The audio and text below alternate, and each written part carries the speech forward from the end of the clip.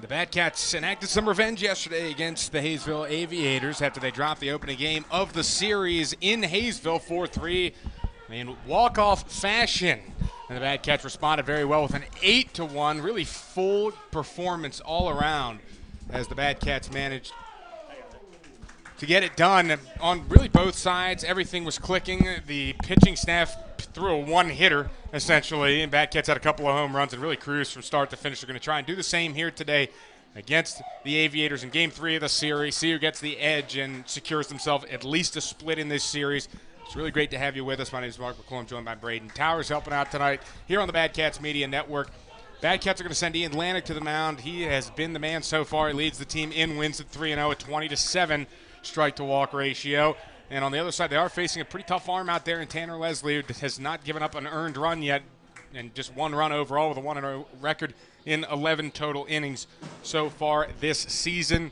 And we are at the Great Bend Sports Complex after Al Burns Memorial Field just couldn't quite handle the rain the last couple of days here in Great Bend. So we're at the sports complex, a little bit of a different home for the Batcats. They played a couple of games here at the beginning of the season, and they'll have a quick pit stop here before heading to Haysville tomorrow. We're going to step aside for the national anthem. Be back in a moment on the Batcats Media Network.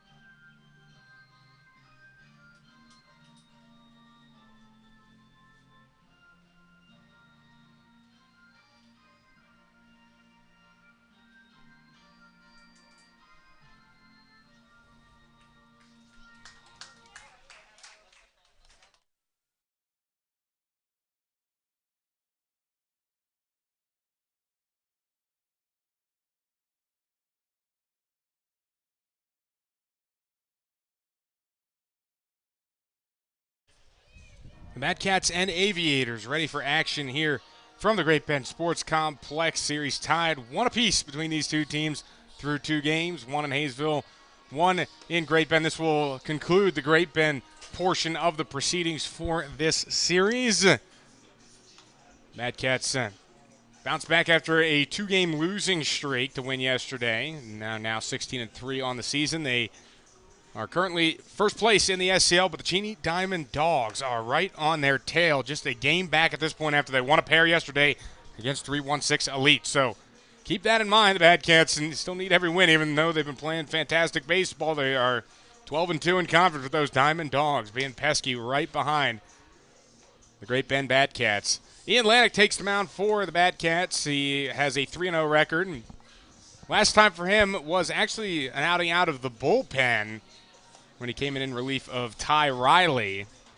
That was back on June 17th, but he's ready for his regular start. He only pitched 2 innings in that game on the 17th, so a little bit shorter rest, but kind of a different approach for him here, and Braden getting his regular routine and getting out for this start. Yeah, Ian's a starter. He's probably been a starter his whole life, so I'm sure it's good to get back into that groove of that starting routine. The Aviators really struggled offensively yesterday. Only had one hit the whole game. They did manage to work a bunch of walks against the Batcats, which is certainly something that needs to be corrected for this one. You're not going to get away with the amount of free passes that were given out yesterday by the pitching staff. They had a total of 7 walks given out, so they're going to try and circumvent those issues and more here in this one against the Aviators as we are ready for action from the sports complex. The leadoff hitter is Paul Whitman. He dropped to the 2 spot yesterday, but he's back leading off. A chance Pollard sitting in this one as this is fouled away on the first pitch, 0-1.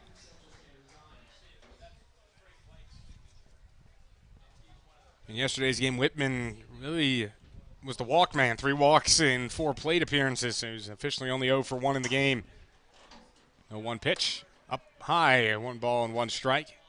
Cats played a couple of games here at the Great Bend Sports Complex at the beginning of the season. They played the McPherson Pipeliners on opening day, beat them 12-5, and then had a big game against the Hayes Larks. Also a win here at the Great Bend Sports Complex. So they're 2-0 in this building. They still are undefeated as a team at home, wherever home has been any of the 3 places that they've played. Whitman takes the strike there. 2 balls and 2 strikes. That Larks game ended 5-3 in favor of the Bad Cats here at the Sports Complex, and spent a couple of games at Barton Community College at Lawson Biggs Field before finally settling in at Al Burns. That was high and tight, and this count is full. Al Burns just not in playable shape. They looked at it for a really long stretch, but the base path's just not ready for baseball, regardless of the work they were going to be able to do on the field. So they had to pivot and play here at the Sports Complex. Luckily, field was open as this is fouled off by Whitman. He stays alive, 3-2.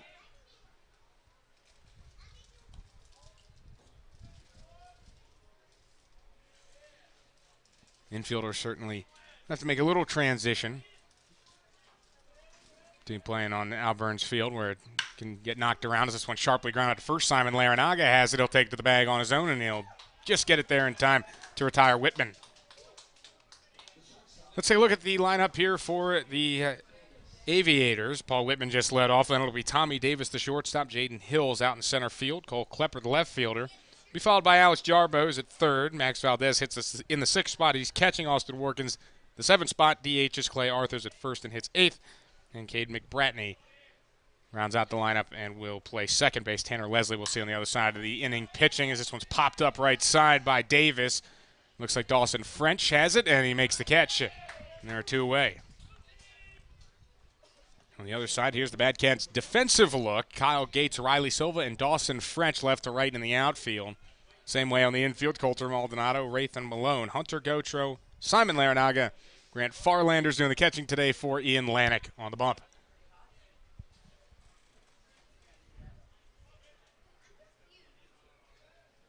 So this brings in the switch-hitting outfielder, Jaden Hill. And first pitch, he hits this one on the ground. Shortstop, Rathan Malone waits for it. He has it, throws, and that's in time for a 1-2-3 inning for Ian Lanick. Made it look easy out there in the top of the first inning. As we go to the home half, we have no score here at the Sports Complex. This is your third baseman, Adam Musto, and you're watching Batcats Baseball on Batcats Media Network.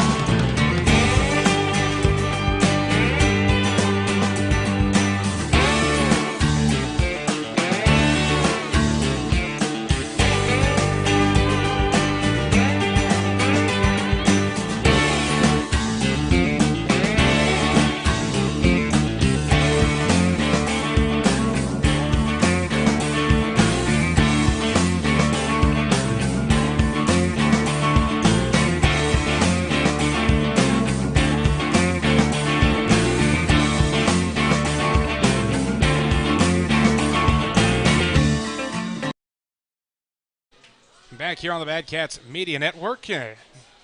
No problem. First time for Ian Lanick. Went 1-2-3 in the top of the first inning, and now it'll be the Bad Cats up to bat. They're facing against a right-hander, Tanner Leslie, as this first pitch is fouled away. Leslie spent last season at Butler Community College here in Kansas, and he'll be transferring to Pitt State.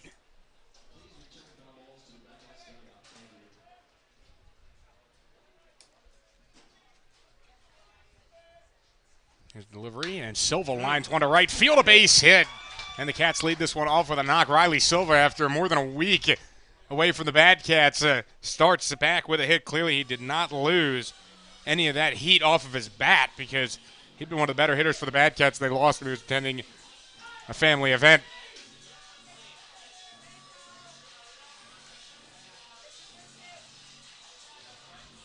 Silva's hitting .462. You can tick that one up a little bit. 7 for 14 up to an even .500.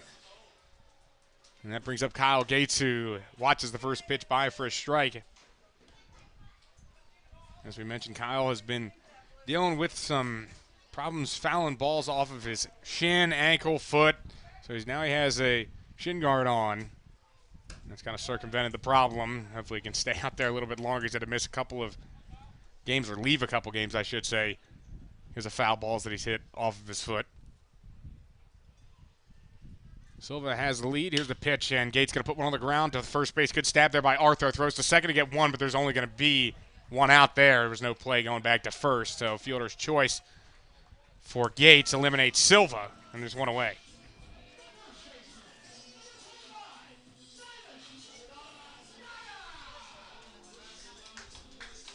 And here comes the main man right now, Simon Larinaga. He has 6 home runs. The record for a Bat Cat in a season is 10, so the pace he's on right now is scary. He's 21 for 45, 6 home runs, 19 RBIs. And the first pitch to him, he's going to put on the ground towards the middle. Diving stop there by Davis. He flips the second for one on to first, not in time.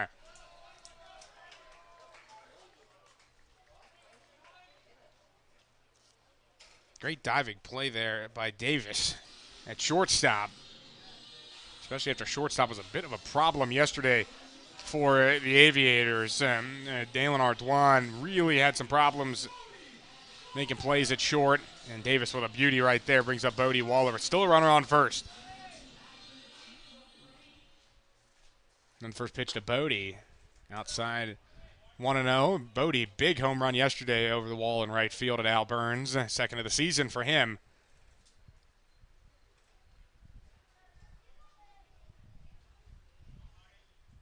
1-0 coming from Leslie, and this one slapped on the ground over to second base. Scooped up there by McBratney. Throws the first in. That will retire the side. So Leslie matches Lanik for the most part. No runs allowed in the bottom of the first inning. Did give up one hit, though, to Riley Silva, and the Bad Cats strand one in the bottom of the first as we go to the second here on the Bad Cats Media Network.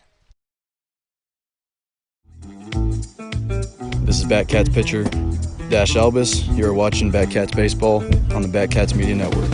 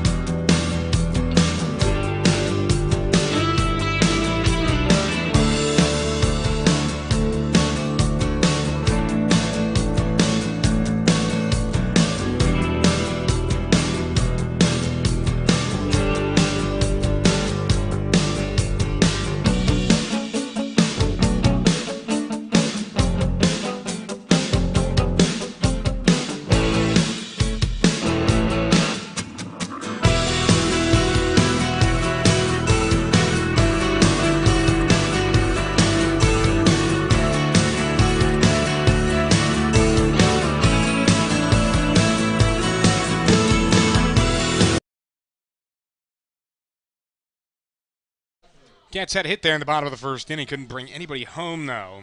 He's trying to run on first. Kyle Gates late to make his way out to left field. Everyone else ready to go, but Gates need an extra minute there in the dugout. Now Lanik waiting for him to get out there, and we're ready to roll.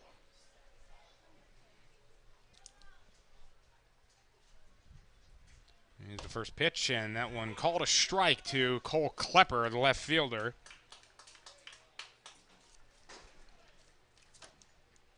Lanik set him down 1-2-3 in the first. Trying to keep that streak going as that's down low. And it's a 1-1 count.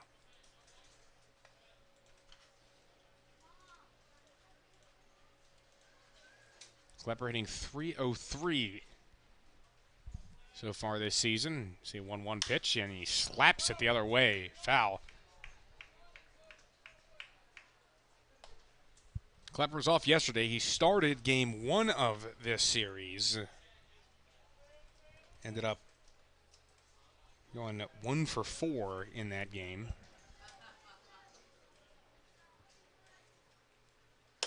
That one upstairs.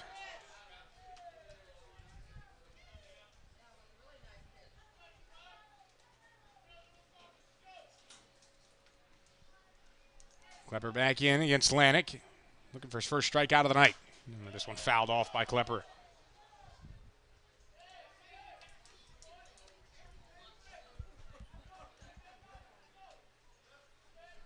Kind of similar to Whitman's at-bat to lead off the game, just battling in the box, trying to get Lanik's pitch count up.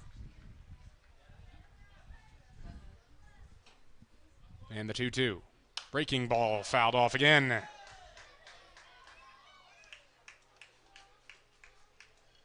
That's the one thing that Lanik has had to deal with a lot this season, just not being able to put batters away. It's kind of limited his length in games at times. He has not gone over 5 1/3 in a game yet this season. That one high and tight. 3 balls, 2 strikes. He's had some good numbers, though, overall. His last start against Mulvane, he punched out 12. He did walk 5 in that game. He gave up 2 runs on 3 hits.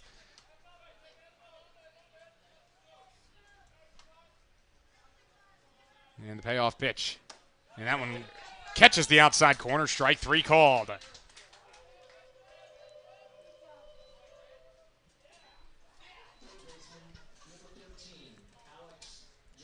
So 4 straight put down to start this game for Ian Lanik, and it'll bring up Alex Jarbo, who's been all over the place in this series. He's played third, he's pitched, kind of done it all for the Aviators. And the first pitch at the knees for a strike. Cats wearing the green jerseys with the blue stripe across the middle. Bat Cats written in white right across that blue stripe.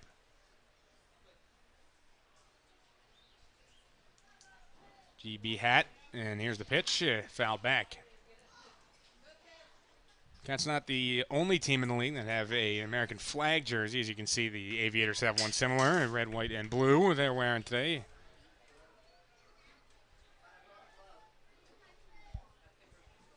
Here's the 0-2 pitch from Lanik, and that one just outside Lanik, wanted it real bad.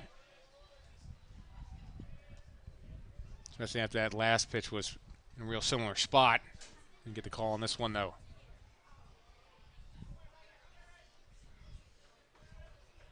Here's the 1-2, breaking ball put on the ground, third base. Coulter Maldonado fields it. The throw is going to take Larinaga off the bag. Did he get the tag down? He did. Good job by Simon. Simon is locked down over there at first base. He made a couple good picks yesterday in the game, too. I think the ones people remember the most, the double play in the 3rd inning that ended that inning. Line out to Dawson French and doubled up the runner at first through a little bit low, and Larinaga still able to stretch out and make that play. That brings Max Valdez to the plate. First pitch to him he's swinging away at and fouled it down the right field line.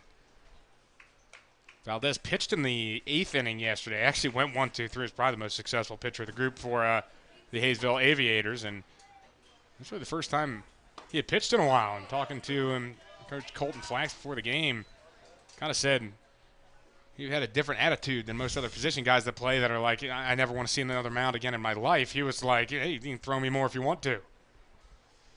0-2 pitch, swing, and a miss, strike 3. Lanik 6 up, 6 down to start this outing, and he has put up 2 consecutive zeros on the scoreboard as we go to the bottom of the 2nd. 0-0 here at the Sports Complex.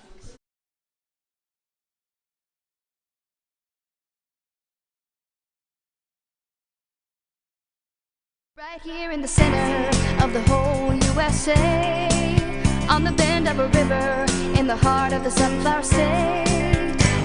Great people, great places, great band. You've got to take a weekend or a lifetime to spend with so many things to offer, come again and again. For great people, great places, great band. Great people, great places, great band.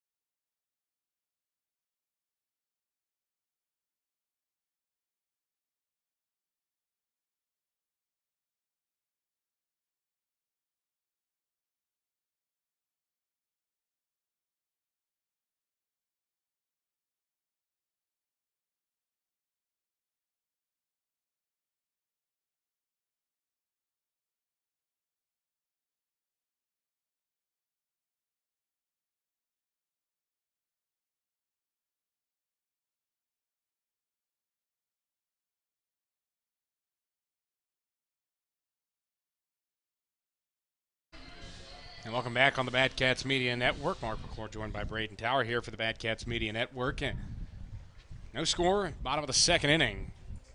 One hit combined between the two teams came from Riley Silva to lead off in the bottom of the first inning. So Coulter Maldonado will start us off here in the bottom of the second inning. Maldonado pretty much been a platoon for the most part at third base with Adam Musto. First pitch down low. 1 ball, no strikes, and kind of been tough to pick between the two. For the most part, these two guys have hit well. That's a strike called. Maldonado 346, Musto's hitting 321. So, I mean, you kind of take those results on either of those guys. Maldonado 9 for 26. This one fouled away. Corner infields are tough every time anyone writes the lineup card for this team between Larranaga, Musto, Maldonado, and Waller. 1-2. That was just outside. 2 balls, 2 strikes.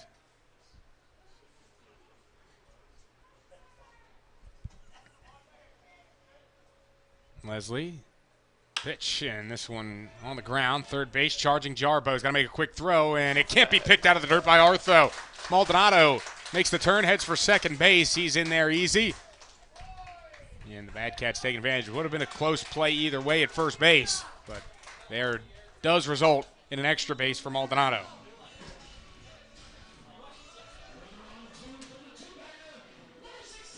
That'll bring up the Bad Cats' favorite Cajun, Hunter Gotra, the Louisiana native, steps in. Cats lost 2 games in a row, so Gotra decided to shave all his facial hair off, and that did turn out pretty good for the Bad Cats who won yesterday. Here's the first pitch. He squares to bunt. He gets this one down the first base side. Fielded by Leslie, throws to first, and again, Cartho can't pick it out of the dirt.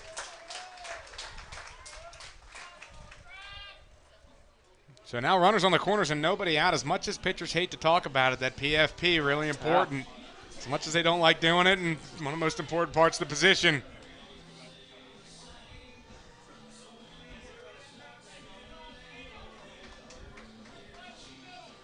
So they're on the corner for Grant Farlander. First pitch to Farlander is fouled off the catcher's gear. Valdez didn't flinch, looks all right. 0-1.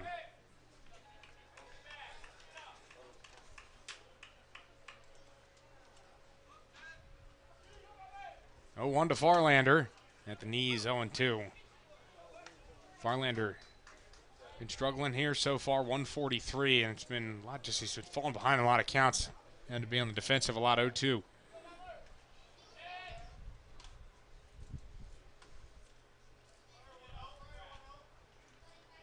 There's the pitch, and Farlander a good take there. That one up high.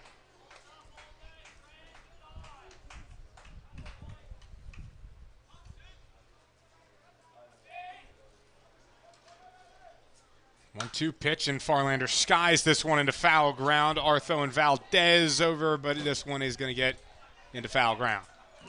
So Farlander will get to see both of those grounders, well, the grounder and the bunt, ruled errors. So no hits there either way for the Cats.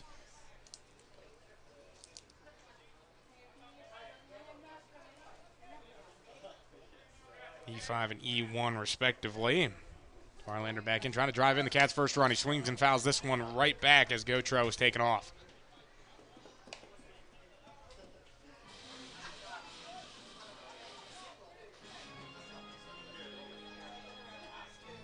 So it'll stay 1 ball, 2 strikes on Farlander.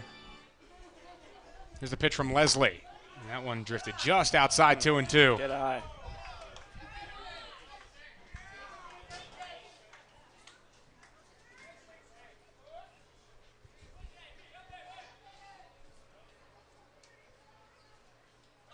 Gautreau got a great jump here, and Farlander rips one into the left center field gap. That one is going to drop a hit.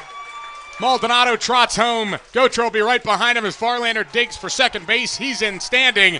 A 2 RBI double for the big Texan.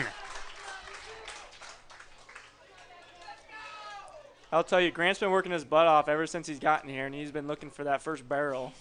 I'm glad he finally found it. That's what everyone was really looking for from Grant Farlander coming in. He's a young guy, but you watch this guy swing at batting practice, and it just explodes off of his bat. Just hadn't been translated to the game, and it does right there, and Grant gets a big hit there for the Cats, driving in 2 runs, has his first extra base hit.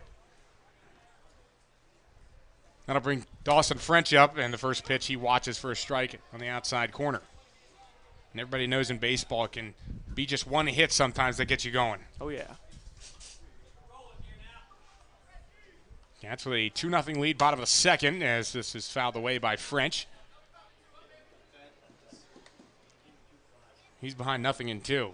Overall, you look at that Farlander at bat. Good all around. Fell behind 0-2, battled it back to a 2-2 count so he could get something, he could drive, and he took advantage. 0-2 pitch. Down low.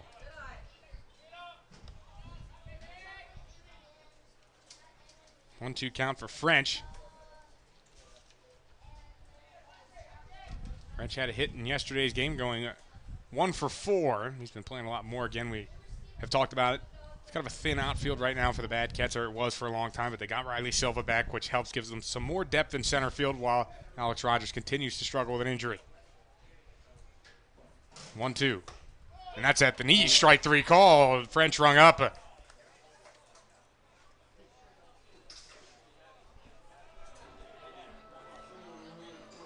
That's the first strikeout for Leslie and brings up the bottom of the order. And Rathan Malone.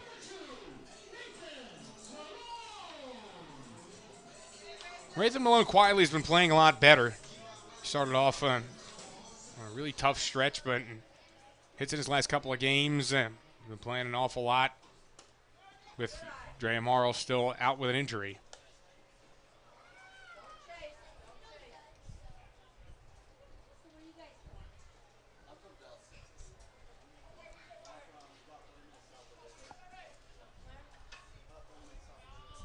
Malone hits in 6 of his last 7 games, and hitting 167, but it was under 100 for a period of time. And that one down low. 2 balls, no strikes.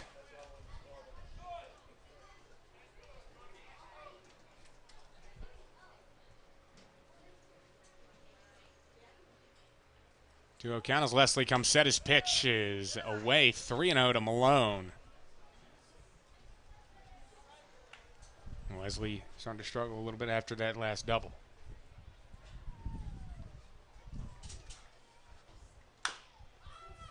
And this one fouled away by Malone. He had the green light there, 3-0. John Mariani likes to do that over at third. He likes to give these hitters free rein to swing away if they find something that they like. He doesn't like to overgovern their ability to swing. John Mariani, again, fill-in head coach today, and Roger Ward's still away from the team for personal reasons. 3-1 pitch on the ground, left side. It's going to be a tough play in the hole. Long throw for Davis, and Malone with an infield hit. He beat it out.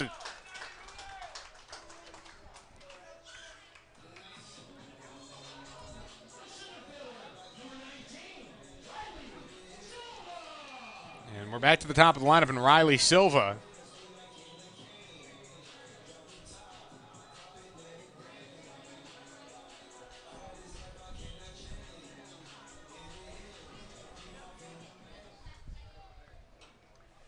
Leslie with some work to do here in the first pitch. Gets a swing and a miss out of Silva. 0-1. Bad Cats had the first 2 reach on an error this inning, and they both scored on a Grant Farlander double. Dawson French struck out, and them alone with an infield hit. And this one a broken bat flare left side. This one towards no man's land, a base hit. That's going to load the bases. No one could really move. It was a good deke out there by Cole Klepper in the left. That bat dies a hero for Riley Silva, who now has 2 hits in the game.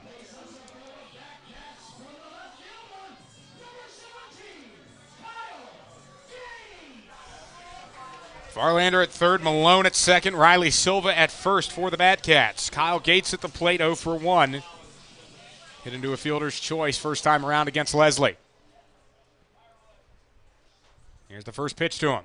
And he hits this one high in the air, got under it a little bit.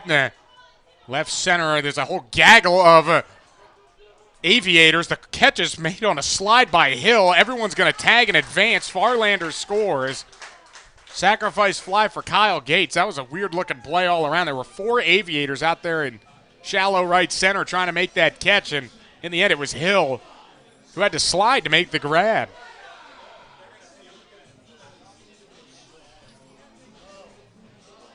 Yeah, I don't think he tagged. So they're going to have a talk here about who did tag and who didn't. And so Colton Flax is out talking about because I don't know if everyone thought that ball was caught or they waited like they should have. And now it's about who did, who didn't, and what the consequences are because they only need an out to get out of the inning. And if someone didn't tag, then it becomes that he crossed the plate in time. And so there's a lot at stake here. The Bobcats could be turned away here with just the 2 runs, depending on how this has turned out. And they will say out, but they do say the run counts as well. So the run counts. There is an out. It looked like it was Silva that did not tag up at first base, so he's out, and that ends the inning. So the Bobcats get 3 runs. That was a sacrifice fly and the double from Grant Farlander. So a weird way to end the inning, but the Cats still will take the edge. 3-0 into the 3rd inning.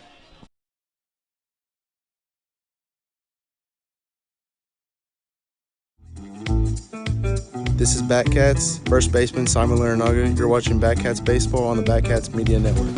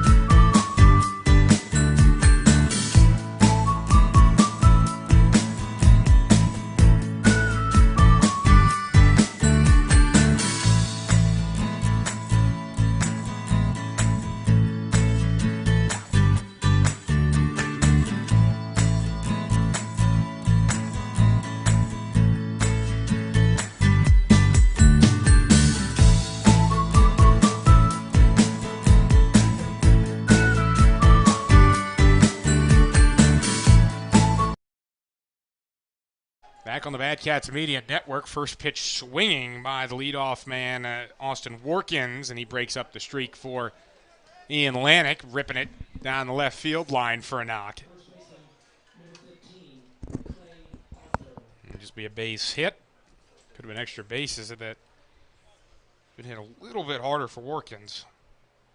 But either way, you take the base runner, the first of the game for these Haysville Aviators, and brings up the hero for the Aviators.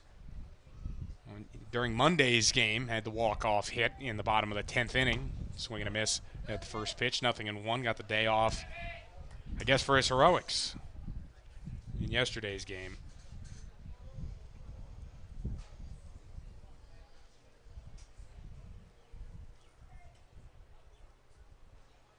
Lennox 0-1. Foul tipped, and that one went straight off the plate. 0-2. First time we've seen Lanick work out of the stretch in this game. It doesn't look like it's affected him too much as he went straight for the first 2 strikes. He's been getting ahead of almost every batter, which is good. And the 0-2 pitch. That one at eye level, but it still is an effective pitch because it opens up the bottom part of the zone. When you climb the ladder like that, you raise the sight level of the hitter.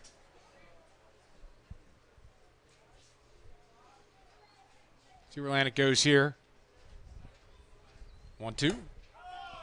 Not just outside.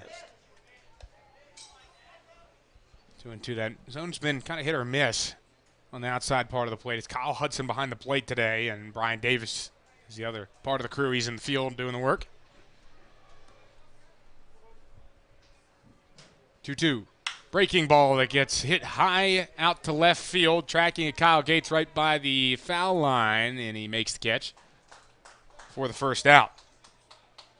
Tough break there for Artho. That was a barrel and a half. But more of an uppercut swing results in that fly out.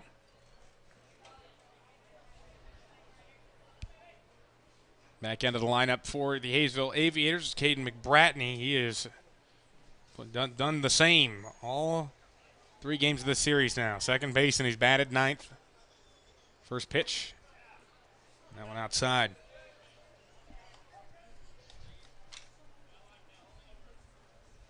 One for 5 in the series so far for McBratney. Here's the pitch, and he fouls it down the right field line. That lone hit was actually his first at-bat of the series. Bottom of the 3rd inning of the first game at an infield hit. 0 for 3 in the contest yesterday. 1-1 from Lanik. That one dropped too low, 2 balls and 1 strike.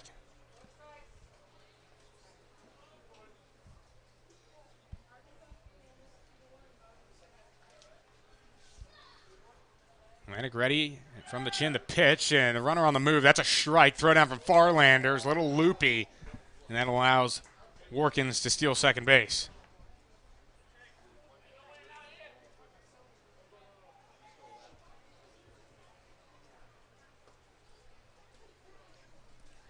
So first runner in scoring position in this game for the Aviators. And Lanik steps off.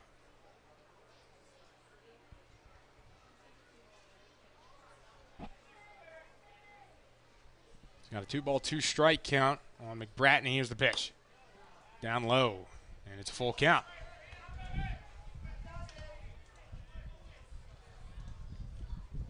McBratney, a 167 hitter. Only 4 hits this season and 24 at-bats. But he's been strong for the Aviators defensively on the right side of that infield. The 3-2. This one ups way high right field. And Simon Larinaga makes the catch in foul ground.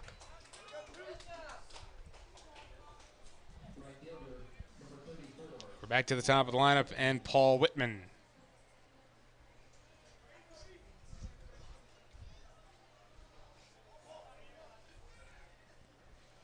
Whitman grounded out to first in his first at-bat. Lanik retired 8 of the 9 that he faced the first time through the order. First pitch foul tip held by Farlander. Count 0-1 to the Aviators right fielder. Lanik continuing to fill up the zone with first pitch strikes.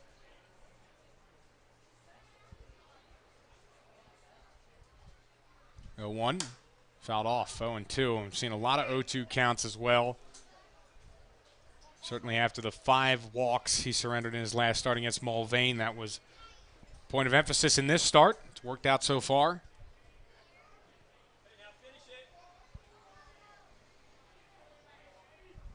Lanik trying to make it 3 shutout innings to start this one against the Aviators.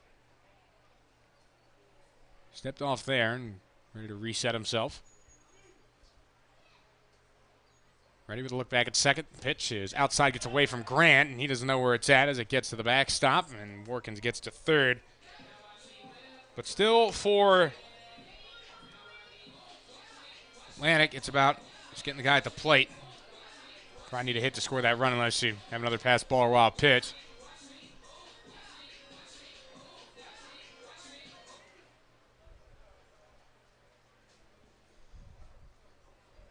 Here's a 1-2. Fouled away by Whitman. He was a handful in his first at-bat, too. Got to 3-2 and fouled off a few.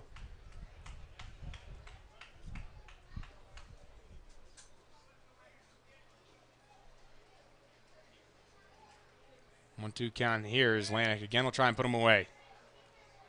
Back out of the windup. Here's the pitch. Swing and a miss. Got him. That one broke right off the table for Ian Lanik, and he strands that runner at third base. 3 shutout innings for Lanik to get this game underway as the Batcats lead 3-0 going to the bottom of the third here from Great Bend.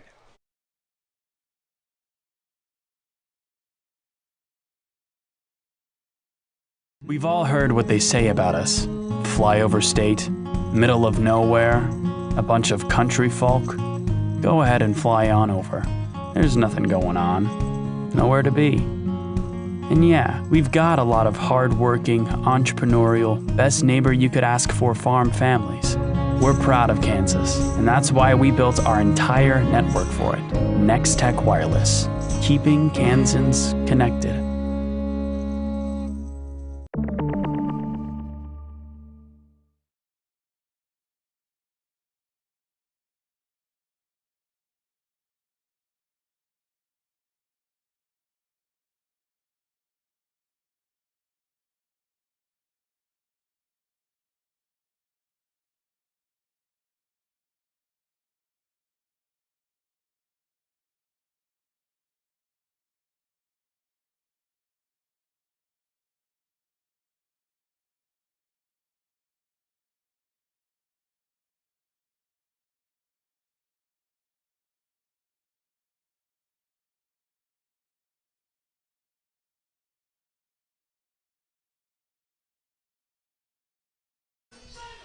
Back at the Great Bend Sports Complex, home for the day of the Great Bend Batcats.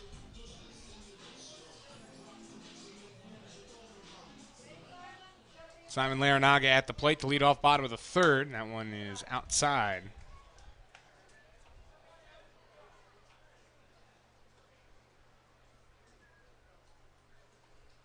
Set and Leslie's delivery, that one just on the inside corner for a strike, 1-1.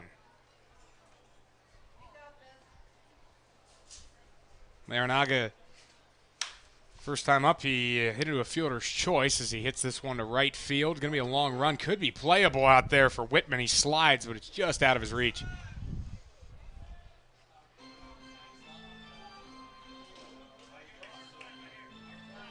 So go again, 1-2 count to Larinaga. Combination of Larinaga and Waller's really been working in the middle of the order for the Batcats.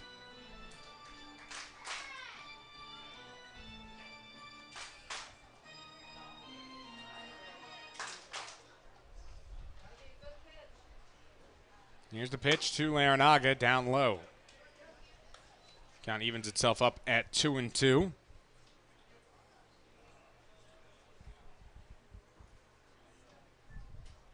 And a 2-2 pitch. Down low, and that one hit off of the umpire's face mask. We've seen that a couple of times from Leslie, that little double take on the leg kick. He's trying to mess up with the hitter's time, and then Simon's spitting all over it. Not been the first time he'd done that. 3-2 pitch, and that one just missed outside, and Larinaga works so it walked to lead off this bottom of the third. First walk allowed by Leslie. And it brings up Bodie Waller.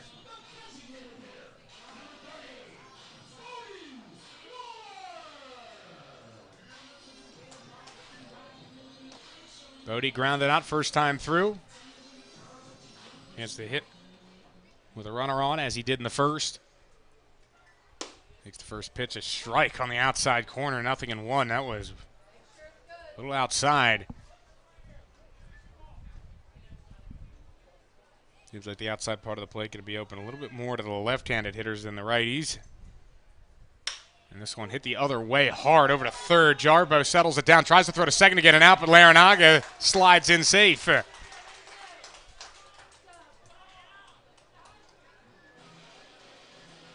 Great job by Waller there to get in.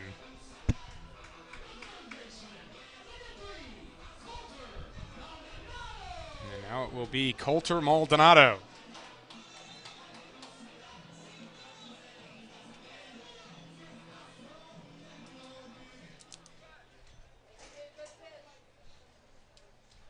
First pitch, Maldonado takes a healthy cut and miss, 0-1.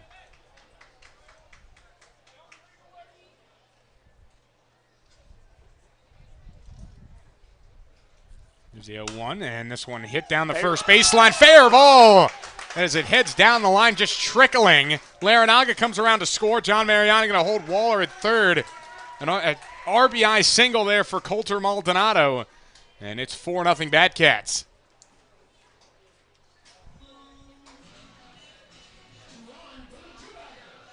Everyone contributing again for Great Bend. Maldonado's reached twice.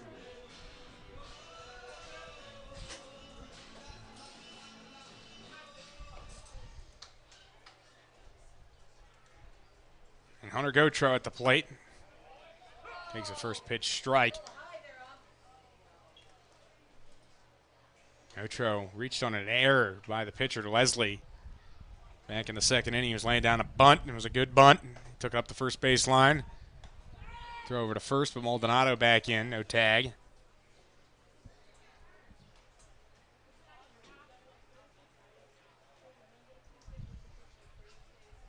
Ready in the pitch from Leslie.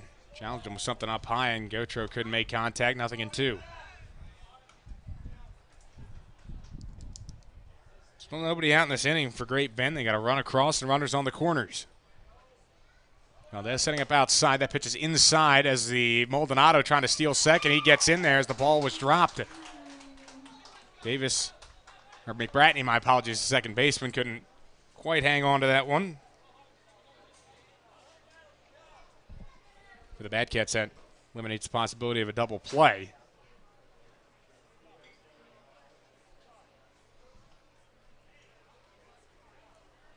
Here's the 1-2 to Gotro. Swing and a miss. Good pitch there from Leslie. And he has his second strikeout. And that brings up Grant Farlander again. Farlander with a double, 2 RBIs, first time up, and he's got a chance to do more damage right here. Now we'll get to see really did that double get him going, get him some confidence.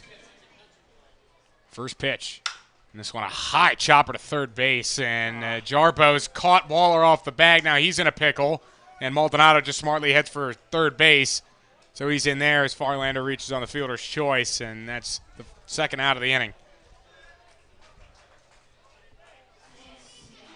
Waller was hoping that Jarbo would throw it, but he did not.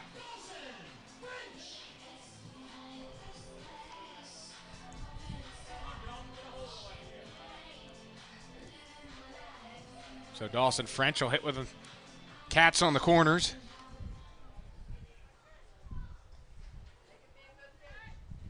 First pitch to Dawson. Curveball in there at the knees for a strike.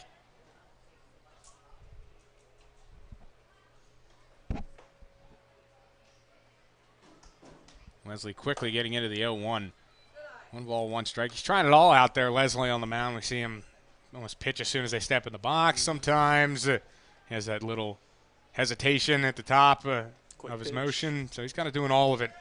Trying to mess with the hitter's timing, but it hasn't worked overall so far as the Batcats have 4 runs. This one fouled away by French. 1 and 2, certainly been some fielding woes for the Aviators in this game as well. They had a couple of errors, so for him, of those 4 runs, only 2 of them are earned.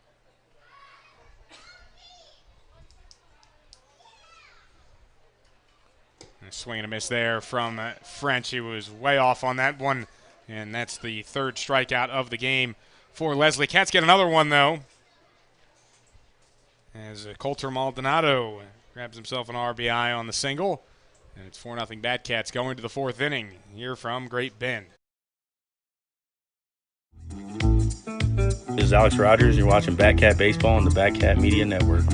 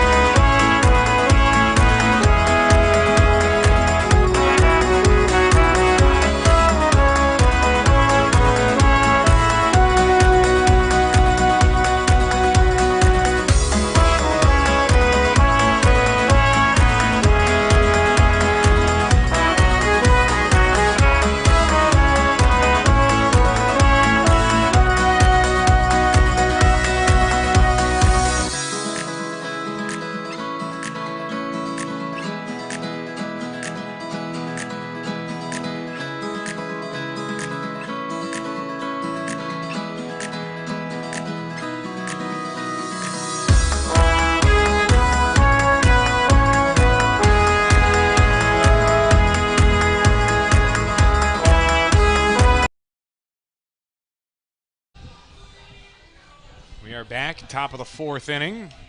We're in Braden Tower on the call here for the Bad Cats Media Network. There's a big inning coming up for Ian Lanik. He's got to face the heart of the order and the tough guys, 2, 3, 4, and I think this is where we're going to see what kind of start this really is going to be for Lanik. Oh, yeah. His offense has put up 4 early runs. He's been getting ahead of every batter. We can see if he can go 1, 2, 3 here and get his offense right back in the dugout. First pitch, can't find the zone to Tommy Davis. Davis aired one out to right.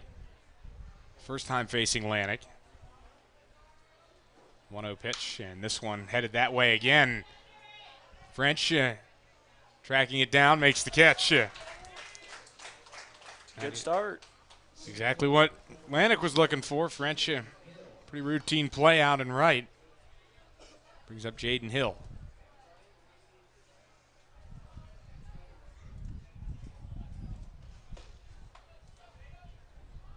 Jaden Hill, 314 hitter coming into this at-bat.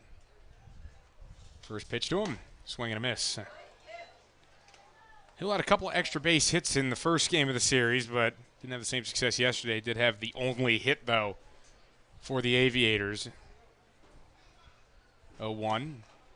That went outside the combo of Braden Tower, George Austin, and Brett Allen. Threw a one-hitter yesterday, and they've only given up one hit today, so the last 12 offensive innings for this Aviator squad, they've mustered 2 hits.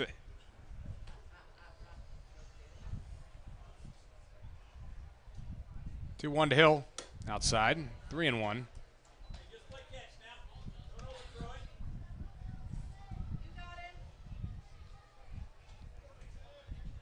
Lanik with a 3-1 count, not something we've seen a lot. Gonna have 1-3-2 count to start the game with Paul Whitman, but for the most part, he's avoided 3-ball counts. 3-1 pitch. He does challenge him here and gets him to put one in the air in the shallow part of left field. Ratham Malone adventuring out there to make the catch. 2 quick outs for Ian. Let's see if he can get this last one, get his offense right back in the dugout. 1-2-3 against this part of the lineup, especially when you're going through the second time they've had a chance to make some adjustments and you're still getting them out with pretty routine plays and getting ahead. That's a sign of it could be a really good start.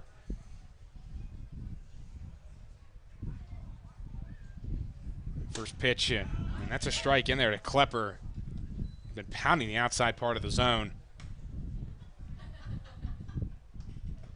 Hey, Ian looks really comfortable up there. Off speed and moving good. Fastball's got a lot of life to it. And this one line to right. That'll be a base hit, so it's a 2-out knock there for Klepper. With a good piece of hitting there. Just threw his bat head at that one and managed to line it into right. So that does give a chance for the third baseman, Alex Jarbo. Ground out to third in his first at bat.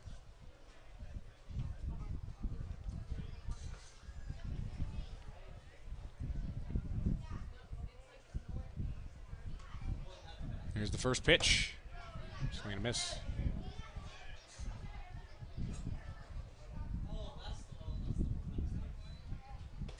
No balls, 1 strike as Jarbo takes the long step out of the box. Lanik sitting there just antsy, waiting for him to step back in. And the pitch, swing and a miss, and that wasn't pretty at all. That's usually my indication that a guy's really confident in what he's doing when he's set, waiting for the hitter. Yep. Because that's what he knows, what he wants to throw, and has confidence that it's going to be successful. He's ahead of 0-2 here on Jarbo. Looking for his 4th strikeout. He got it. Strike 3. Paints the outside corner a beauty as Jarbo chucks the bat towards his own dugout. And Lanik, 4 shutout frames so far in this one. The Bad Cats lead 4-0 going to the home half of the 4th here for the Great Bend Sports Complex. This is Batcats assistant coach Jonathan Mariani, and you're watching Batcats baseball on the Batcats Media Network.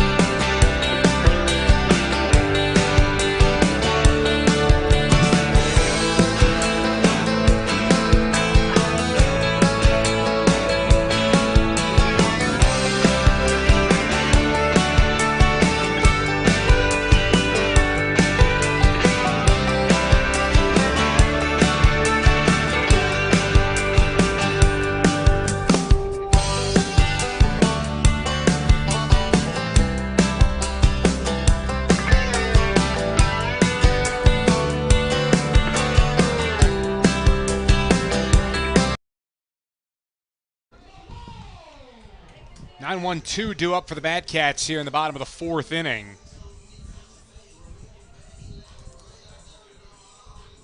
Rathan Malone stepping in here against Leslie. Cats holding a 4-0 lead. First pitch and off speed. Gets a swing and a miss out of Rathan. Malone infield hit first time around. Now has hits in 7 of his last 8 contests.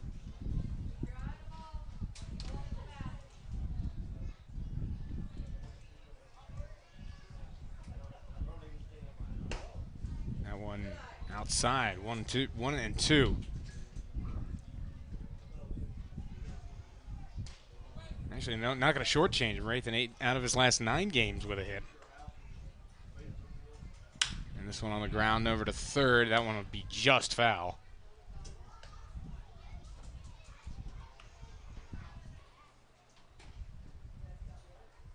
So it'll stay 1-2 for Malone. I feel like this is almost a sport in baseball, a sport within the sport, trying to balance the bat to the handles facing towards the sky. Matt Buffington did it yesterday for Haysville. Unfortunately for the Batcats, Riley Silva could not do it there for Rathan Malone.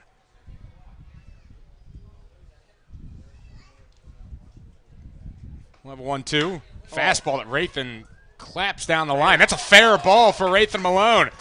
Heads towards the corner, and he gets one over to second base. A double for Rathan. The selfie celebration. I love it. Beautiful. 2 hits for Malone. He did that selfie celebration on his home run because he thought it was a grand roll double. He had no clue it went out. That's a tough way to have your first home run. Yeah, everyone look at it, and you're stopping at second with a double.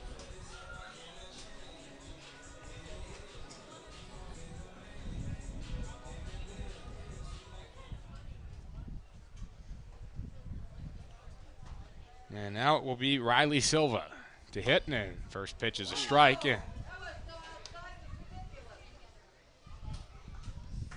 Nothing in one. Silva has 2 hits in this game. And when he ripped to right and a broken bat single to left. Swing and a miss there. Nothing in 2.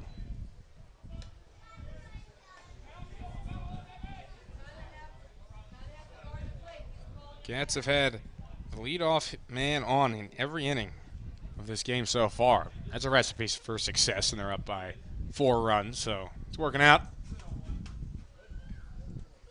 And the pitch outside. Good take there from Silva. It counts 1-2. Some action down in the Aviators bullpen as Leslie having to work out of the stretch again. 2-2 as that one's outside.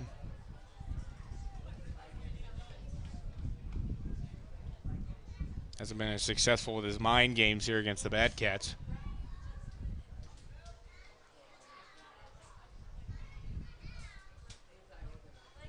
Here's a 2-2, and this one off the inside of the bat. Hit over to shortstop. A big throw there by Davis. It was almost high, but Artho able to haul it in. Malone gets over to third, so he's 90 feet away.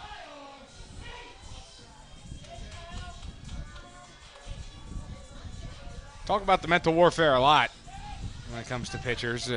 J.C. Gonzalez is one of the kings of it with the things that he does and all the switching up his timing, keep the hitters off balance. That one's inside to Kyle Gates. I mean, it's certainly almost as important as the physical part of the game. You know what they say, 90% of the game is half mental, so. Yeah, hitting is all about timing, so as a pitcher, if you can mess up their timing, you have a better chance of getting them out.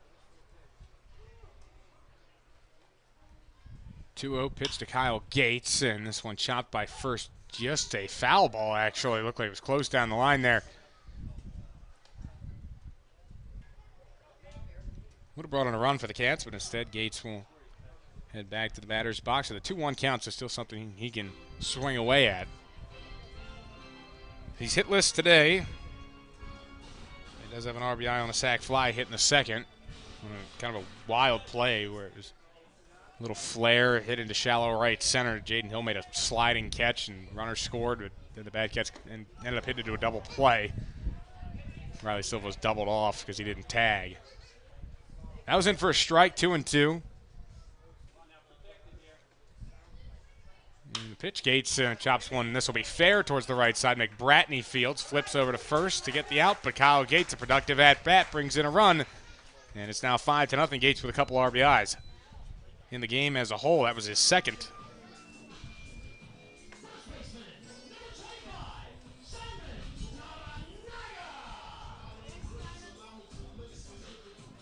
Base is clear for Larinaga.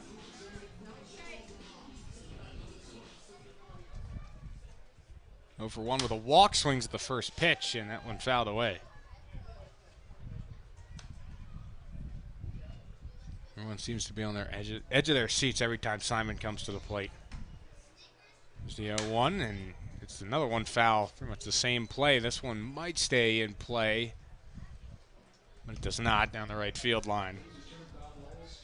Only one thing, Caden McBratney, that ball is in play, near play, over at second base. He is sprinting as fast as he humanly can to get over there. I mean, he almost ran out of the stadium yesterday at Al Burns. There's gaps between the dugout and the fence, and he ran through that basically into the bullpen trying to make a play. There's that little pause at the top 0-2, check swing from Larinaga. He thinks that he swung and missed, and he'll check with the umpire, but Brian Davis certainly does ring him up there. Strike 3 as Larinaga goes down as the Batcats find another way to manufacture a run, a ground out RBI for Kyle Gates, and it's 5-0.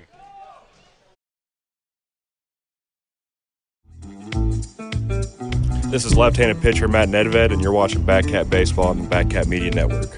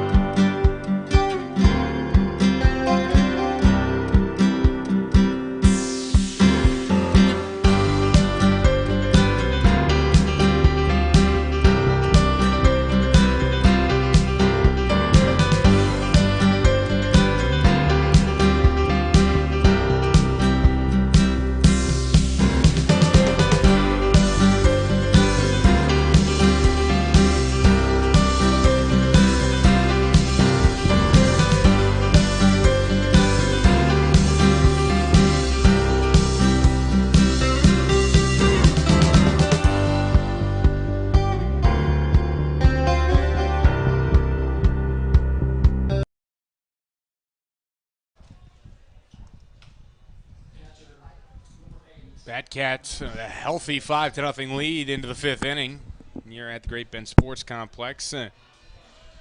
Temporary home for the day of the Great Bend Batcats after Al Burns Memorial Field was not playable after some rain here in central Kansas over the last 24 hours. First pitch a strike.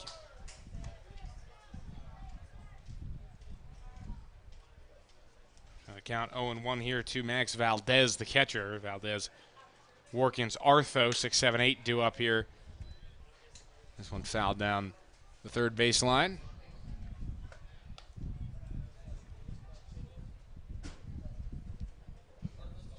Down 0-2. Valdez struck out his first time. Fantastic breaking ball got him last time up from Lanik. Just dropped it off the face of the planet. Here's the 0-2. Tried to do it again, but couldn't get the swing. 1 ball, 2 strikes.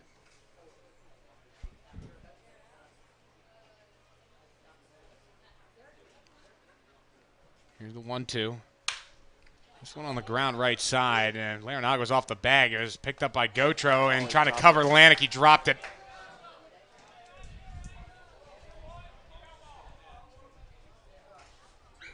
Good job covering the bag, but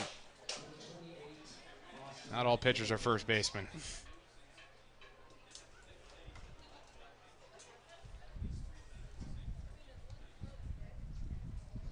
So Workins at the plate. Single down the left field line. First time. First pitch to him here. Pitching him outside. That one stayed outside, though. It'll be called an error on Lanik. First error on the Cats in this one.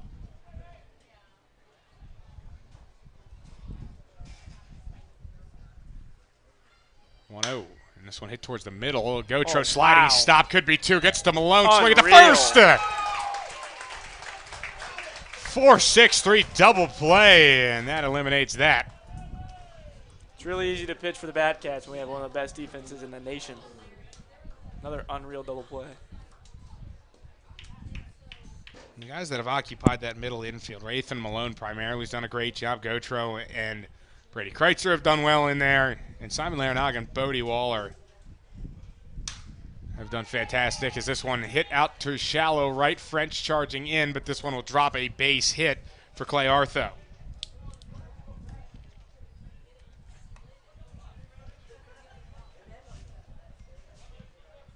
Both Larinaga and Waller have a tremendous ability to stretch over at first. Waller, big yoga guy. Oh, yeah, I'm you'll sure see that the, helps him out. You'll see the occasional splits in pregame I.O. So now the 9-hole Cade McBratney with a runner on first. Atlantic throws over.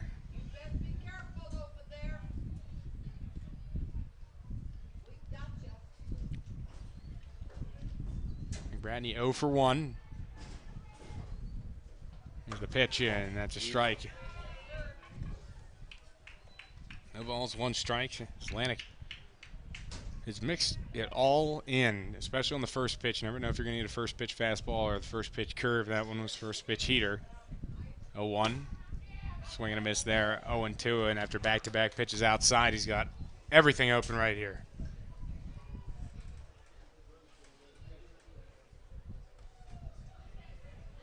He's got 5 strikeouts in the game.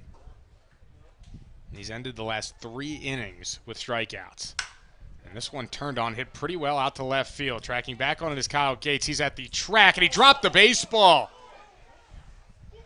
They're going to wave around Artho. Here's the relay throw from third, and there's no play at the plate as it took a Farlander to the wrong side of the bag. And it is 5-1 as the Aviators get on the board.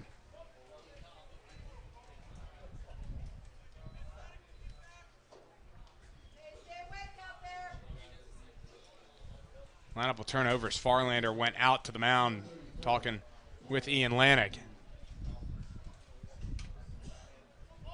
And tough break all around there for the Batcats. It looked like that was going to be an inning-ending play by Gates. Just fell out of his glove, and it looks like they had a shot at the play at the plate, but the relay from Maldonado is just off target.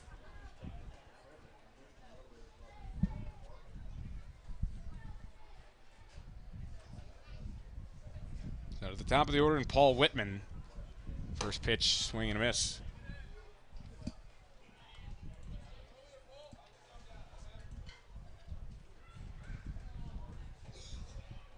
That is going to be an error on Gates after further review. 2 errors in the inning for the Batcats, so that run's actually unearned for Lanik. Oh, this one hit right back to him, played it off a bounce, and he will run to the bag and beat him there. We've seen a couple of Batcats do that the last couple of days. Brett Allen did it yesterday. As Lanik wants that one unassisted in the scorebook. He gives up a run there, but it's still 5-1 Batcats as if we've reached the halfway point here between the Cats and the Aviators at the Great Bend Sports Complex. This is your catcher, Grant Farlander, and you're watching Batcats Baseball on Batcats Media Network.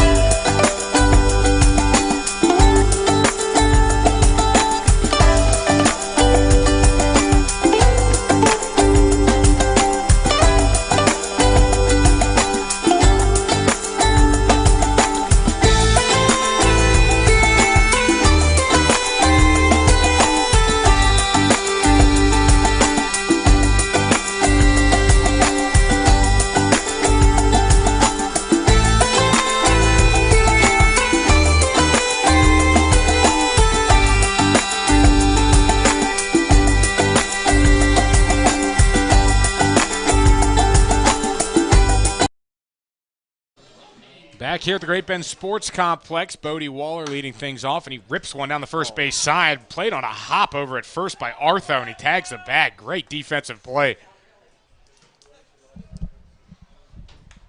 He used to tell me that you just hide a guy at first base. Yeah. They can't field, but the ones we've seen here in the Sunflower Collegiate League are something else defensively.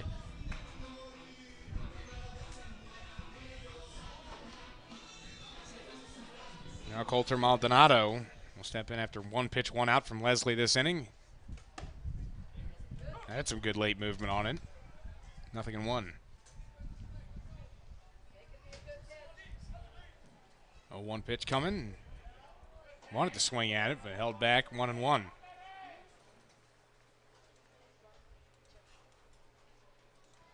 Maldonado strides into this at bat, hitting .357. Swings and misses there. 1-2. Maldonado reached on an error and has a hit. An RBI single in the 3rd inning that drove home Simon Larinaga.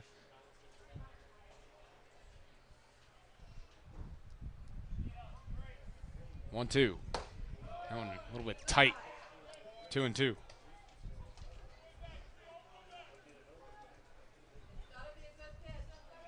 Mad Cats have scored runs in all the last 3 innings. 3 in the 2nd, 1 in the 3rd, 1 in the 4th. That one missed. It's a full count to Maldonado, trying to reach base for the 3rd straight time.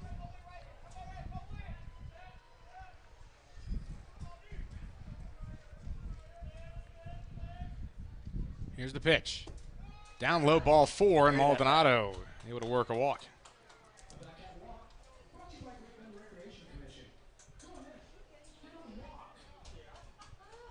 It's a second walk given up by Leslie. And that'll bring up Hunter Gautreau.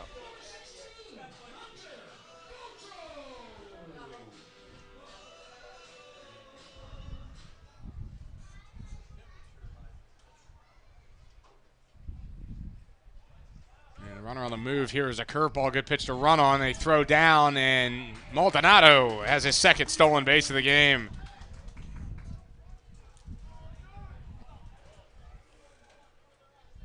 So he's in scoring position over at 2nd, 1 out. Gautreau at the plate with a 1-0 count.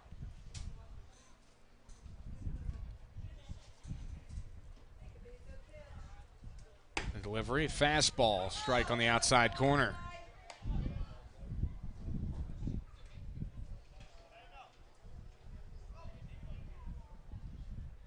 So it's 1-1 to Gautreau. He's 0 for 2, reached on an error and a strikeout. This one a soft grounder towards 3rd. A tough play for Jarbo. He's up with it to throw, and he actually doesn't throw. They throw back at 3rd, trying to make a play there, but Maldonado scrambled back to the bag.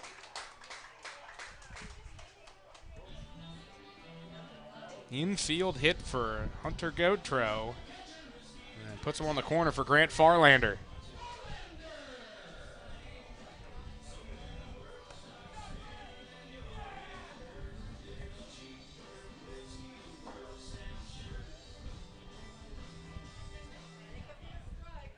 First pitch to Grant. Big swing there, 0-1.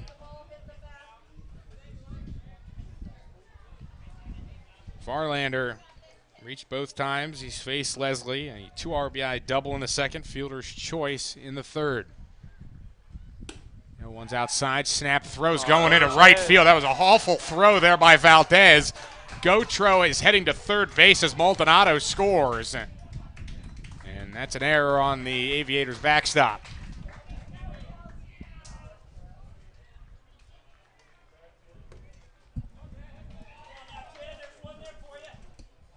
So the Mad Cats now lead at 6-1. Farlander trying to drive in another here. There's that little pause by Leslie, and he puts one way inside on Farlander. 2 balls and 1 strike. Got to be careful here. That one outside 3-1. Now you got to be even more careful. Almost positive Grant's taking an A1 hack right here, trying to swing for the moon. Here's the pitch. And instead he puts one on the ground over to shortstop. Davis looks over at third, and he'll throw to retire Farlander.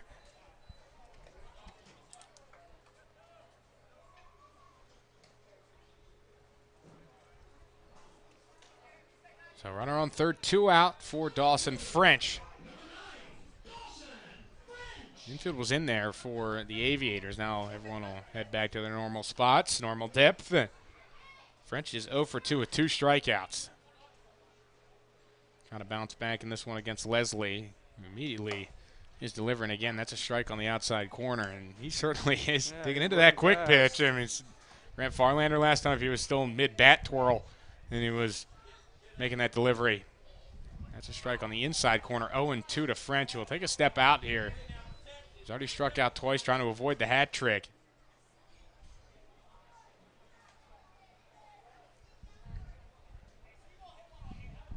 And the 0-2. Swinging a foul ball.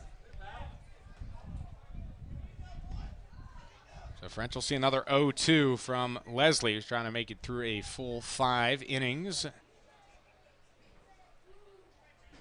0-2 pitch. This one flared foul, the right field line.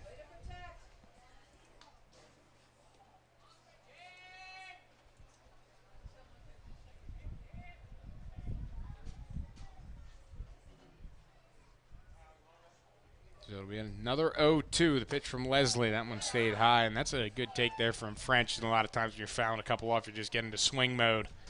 Swinging anything that comes up there, not there from Dawson. Still being patient there. Count at 1-2. Here's the pitch. And again, good take from Dawson, 2-2.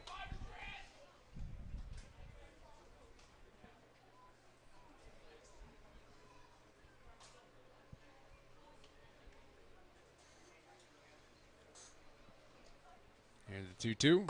And he does still strike out, though. He does have 3 punch-outs now for French. The Batcats again scrape another one across. 6-1 score.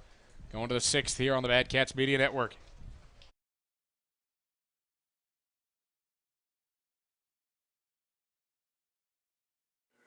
Hi, this is Roger Ward, head coach of the Great Bend Batcats.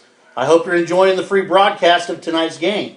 Please consider donating to our interns who make this possible for the organization. Our donation link can be found in the chat at this time, as well as in the video description. Enjoy the rest of the game, and go Batcats!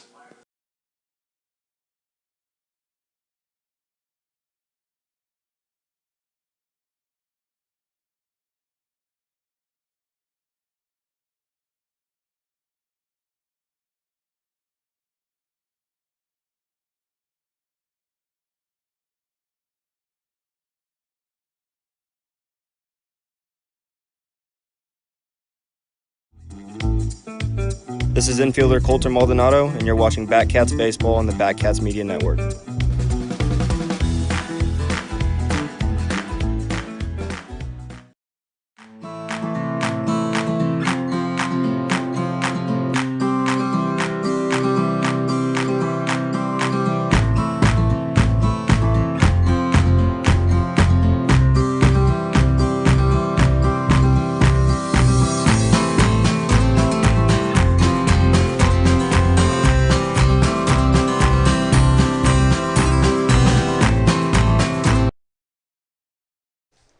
Welcome back to Batcats Baseball. Great Bend leads it 6-1. We're now into the 6th inning. Atlantic still going strong on the mound. First pitch does miss here. 1 ball, no strikes to Tommy Davis. So again, we see 2, 3, 4 coming up for the Aviators. Now this is the 3rd time through for this group. And this one going to be hit out to right center field fairly deep. Dawson French going over there. He lays out. Goodness. Yes, sir. I'll have that. Unreal play. Dawson French lays out to make a great catch in right center, 1 away. Every single game we're talking about how this defense is unreal and makes insane plays, and we see that again with Dawson French laying out.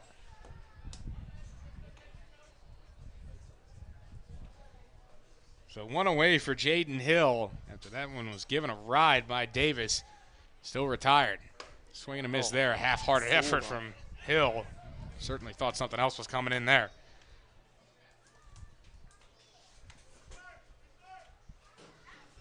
Here's the 0-1. Outside, 1-1. The first three guys, Whitman, Davis, and Hill, are 0 for 8 now. Really struggling at the top of the line, not setting the tone as that group normally does. 1-1 pitch, and again, a swing and a miss there. Now it's 1-2.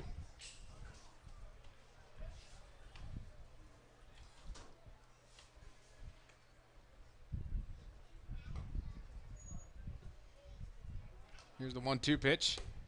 And that's at the knee. Strike 3 called.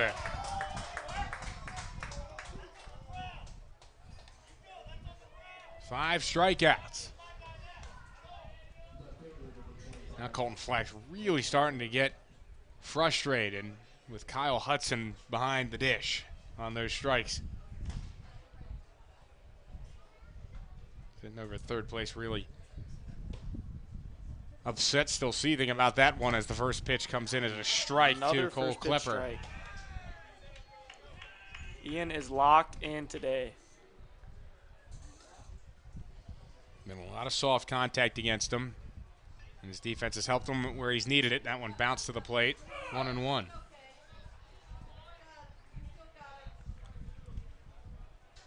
Atlantic set a season high now for length in the game, 5 2/3 after that last strikeout. 1-1 pitch, and this one hit sharply towards Malone at shortstop, but it gets through him and into center for a base hit. 2-out knock for the Aviators. That is their 4th hit as a team. Trying to get something going with 2 outs, bringing up Alex Jarbo.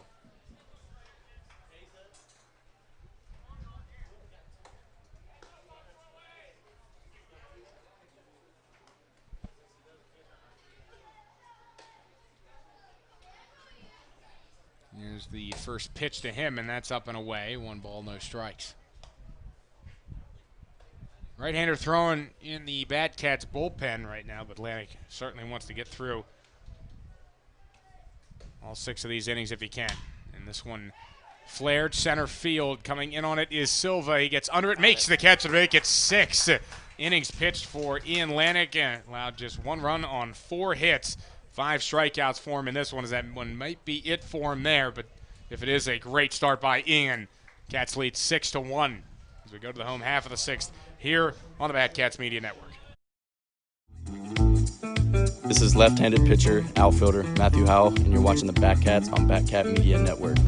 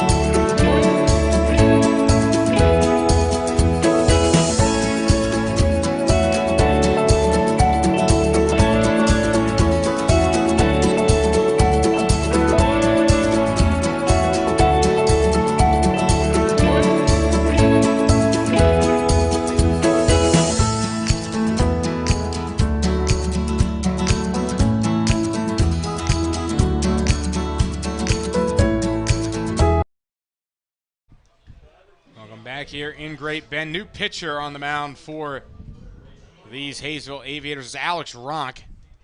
And first pitch is a strike on the inside corner from Ronk. Ronk, a right-hander from Andover, plays at Labette Community College. 6'1" sophomore. He's pitched 10 innings this year. This is his 5th appearance. He's made 1 start, 7 strikeouts, 4 walks. It's inside there to Malone. Last outing, June 18th against the Twins, won an inning and 2/3, gave up 3 runs on 4 hits, 1 walk and 3 strikeouts. As Malone fists one towards the right side. Going to be a difficult play here. Artho quickly throws to Ronk covering, and they get Malone. First time he's been retired.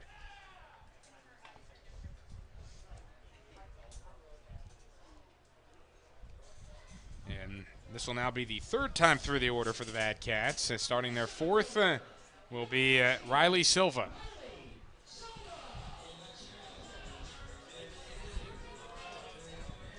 Silva 2 hits and 3 at-bats.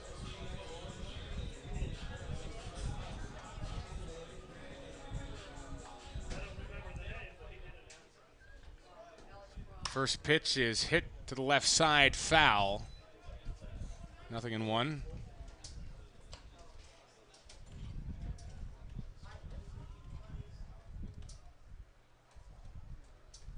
Silva singles in the 1st and 2nd, and a ground out in 4th. Here's the 0-1. Down low. 1 ball, 1 strike.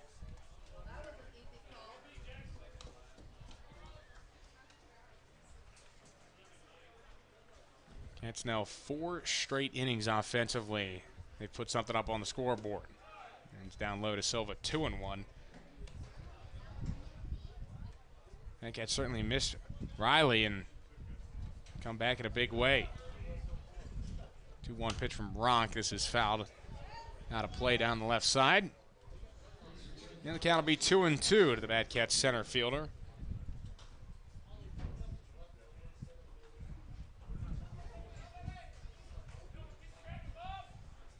Ronk ready for the 2-2. That's outside. The count is full.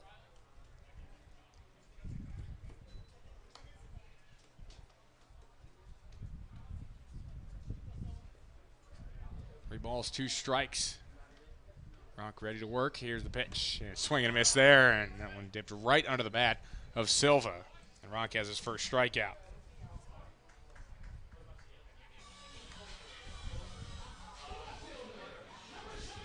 So now Kyle Gates steps up.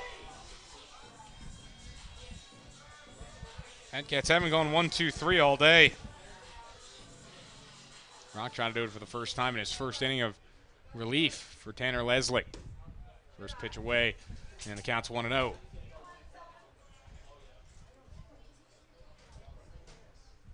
Gates 0 for 2, but he does have 2 RBIs. So pretty productive hitless game. Ground that RBI and a sacrifice fly.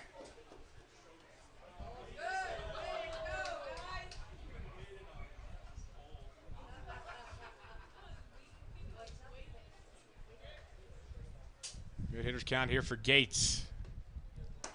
Checked his swing on the 2-0, but he went around 2-1.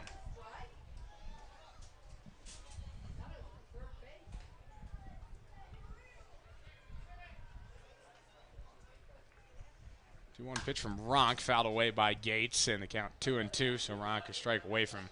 Put the Bad Cats down in order here in the bottom of the 6th.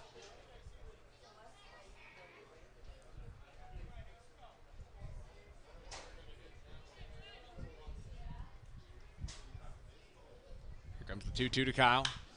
Swings away and fouls it away. Cats trying to secure at least a split against the Haysville Aviators. They dropped the opening game, and they won yesterday. Trying to keep their perfect home record alive.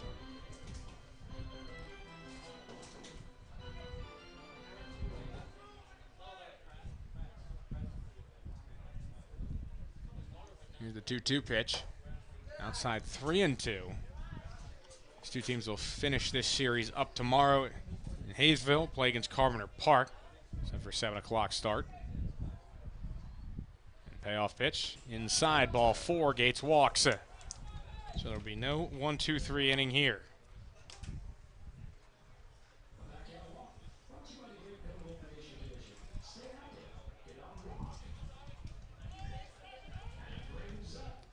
So that brings Simon Larinaga to the plate.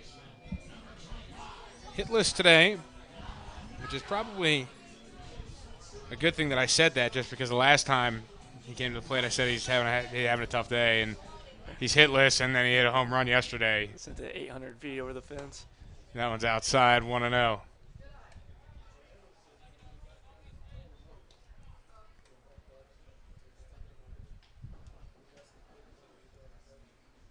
Coming to Larinaga outside, 2-0. He does have a walk and a run scored. Struck out his last time. And falling behind to Simon, very dangerous, because when he has that opportunity to go one pitch, one spot, usually takes advantage of it. That's outside, and no transfer there from Valdez. Stolen base for Kyle Gates. Simon's up 3-0 in the count, but I would assume he's got the green light.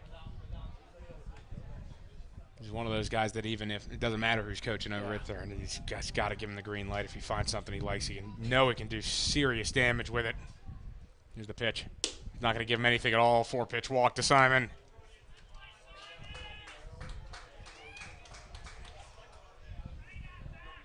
Two on for Bodie Waller. But it looks like we're going to see a quick mound visit before that from the Aviators. Looks like this is Cooper Harris out talking with Ronk.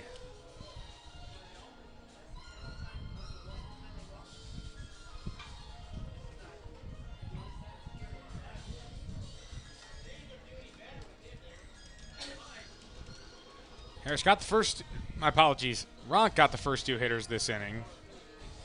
And then gave up back-to-back walks.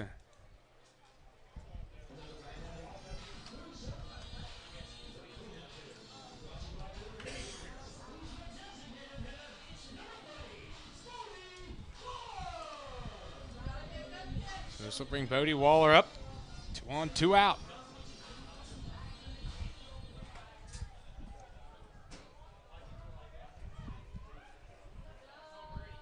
First pitch to Bodie. There's a strike on the outside corner. 0-1. Bodie hitless today, 2 ground outs. And he reached on a fielder's choice. That trip around the bases, he got eliminated at home. He got caught too far off a third and got caught in a rundown. 0-1. Way inside. Almost hit Bodie. 1-1.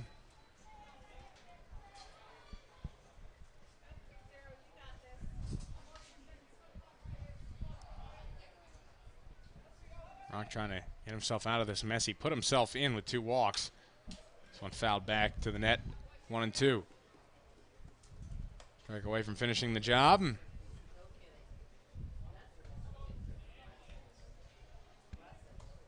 And trying to give themselves some more insurance going into the later innings. And Waller a foul, another one off that one, right into the dugout. Barehanded catch made in the dugout. Couldn't quite see who that was.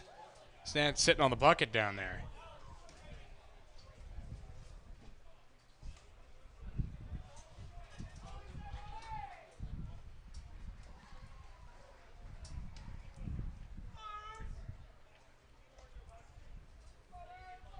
One and 2 to Bodie. Choking up a little bit here. Behind in the count. Here's the pitch. Stays alive.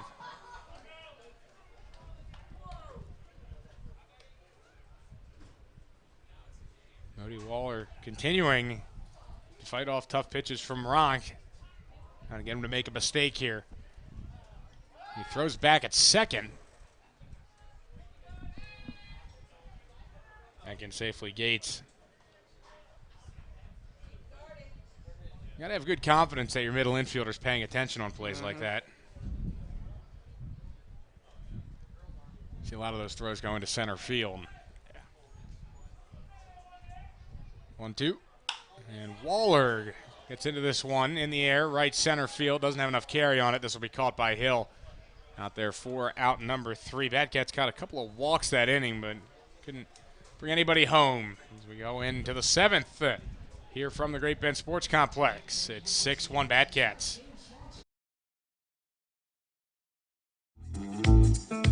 This is infielder Brady Kreitzer. You're watching Batcats Baseball on Batcats Media Network.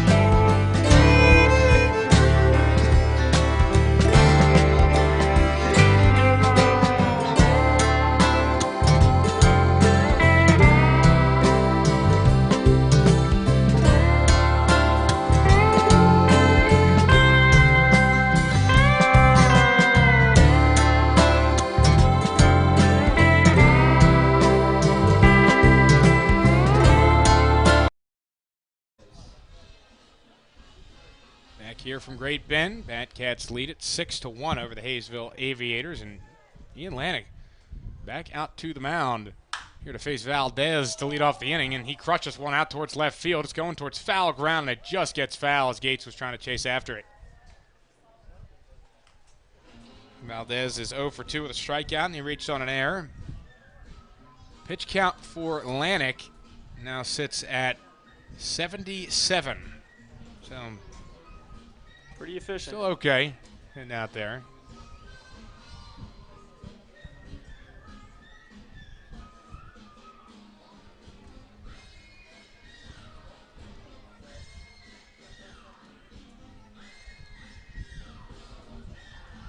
Now Valdez steps back in after that long foul ball.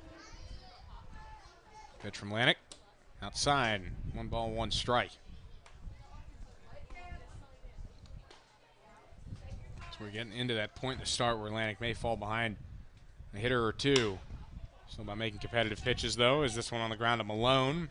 Quick release over to first base, and that's first out.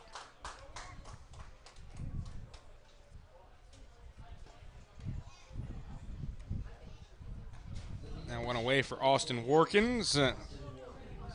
1 for 2. Hit in the 3rd and then hit into a double play in the 5th. Big lefty steps in.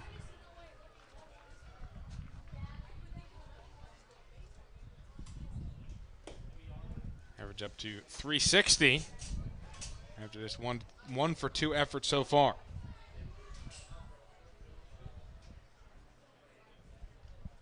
Here's a pitch. That's down low, just down low. 2 balls, no strikes.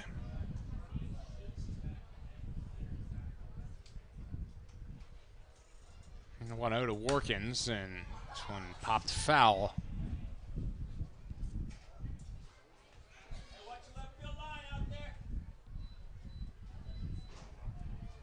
So the count now 2 balls and 1 strike.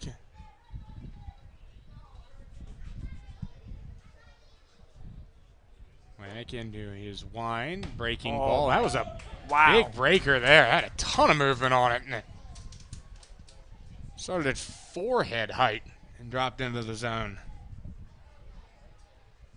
The beauty there from Lanik. 2-2. Foul tipped, held by Farlander, and that's strike 3. Give him a half dozen strikeouts, and he's got a good mixture of pitches as well, but even the pitches he throws, there's different, almost variations of it. He's got a little bit more of a hard curve, and that one that we saw, more of to get it to 2 strikes, kind of more of your loop curve. It had a lot of air on it. Play Arthur at the plate. That one down low.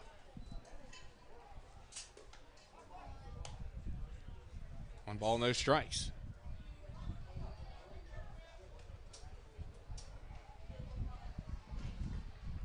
Pitch, and this one slapped left side, base hit as it gets through for Artho. He has 2 hits in the game.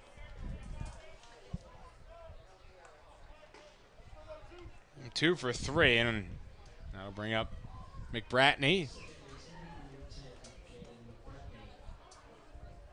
McBratney 0 for 2. Hit the ball hard his last time up, though. And Kyle Gates just couldn't make the catch. He had an opportunity to make the play, but just skipped off of his glove.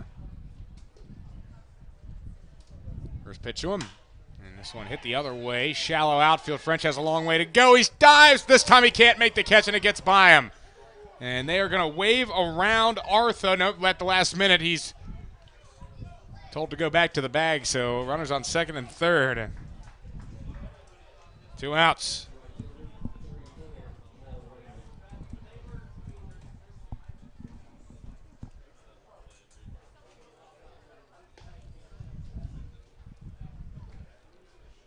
So they're on second and third. John Mariani out to the mound, acting head coach for the Bad Cats. Talking to Ian Lanik again. Mariani, kind of one of those coaches that lets things figure themselves out on the mound. And this is more of just getting a feel of how Ian's feeling when he's out there, and don't expect John to make a move here, and he is not. Ian wants to finish this inning.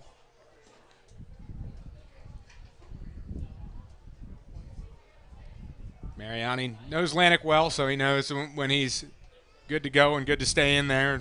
Lanik way to Barton. Mariani, assistant coach there. They're on second and third after that double by McBratney, and brings up Paul Whitman. Lanik wants to finish this one off. The pitch, and that's a strike to start this at bat, 0-1. Lanik hadn't gone more than 5 1/3 in a game yet this season. Now he's up to 6 2/3, trying to make it an even 7. Got to get Whitman here. Swing and a miss there, 0-2. I'll tell you, for this being his longest start of the year, that fastball is still moving by people. Definitely seems fired up out there, trying to get through the 7 innings. A 0-2 count to Whitman. He's 0 for 3, trying to make him 0 for 4. Rears back, fires, and this one hit to left center field. There goes Silva. He lays down and can't make the catch as it gets towards the fence. Artho and McBratney will both score, trying to stretch this one into a triple as Whitman, he slides in feet first with a 3-bagger.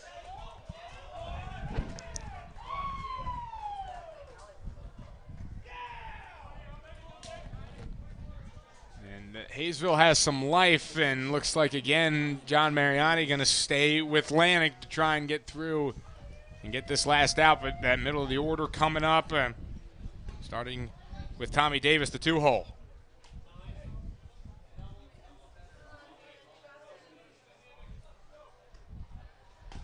Close to a fantastic play. Or, my apologies, Silva close to making a great play in center field, but he just couldn't make it as he was diving, going to his right. Now 1-0 count to Davis. 3 flyouts to right. That one inside. 2 balls, no strikes.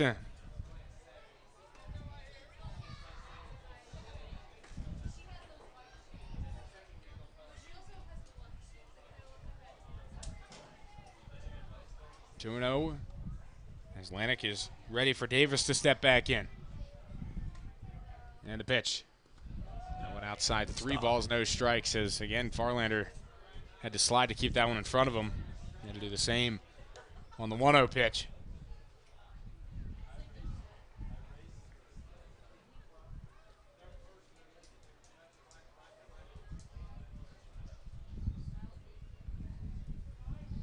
Whitman's over on third. He has his lead, and the pitch. That's a strike, 3-1.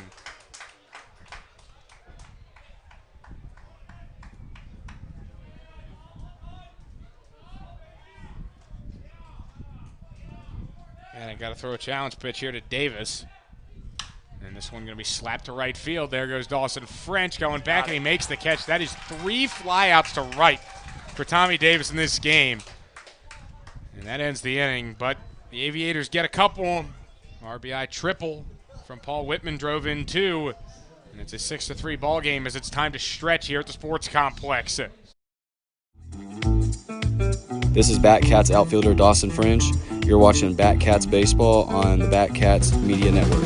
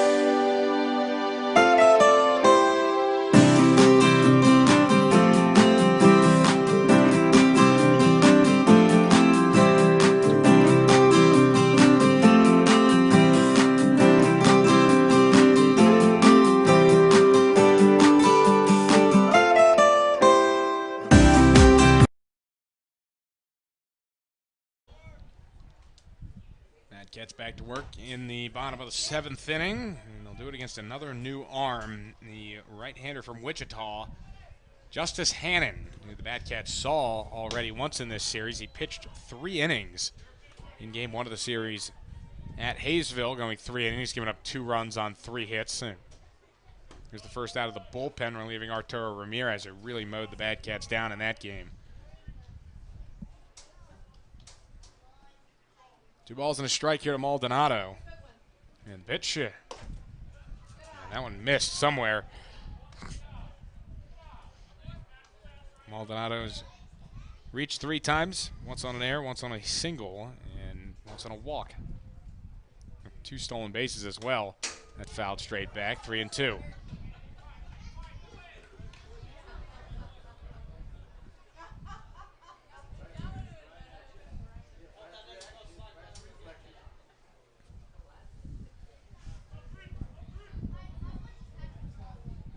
Payoff pitch coming from Hannon.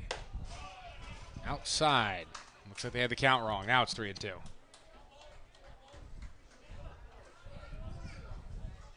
Thought that was ball 4, I but did as well. I guess this was the 3-2. Swinging and a miss, strike 3.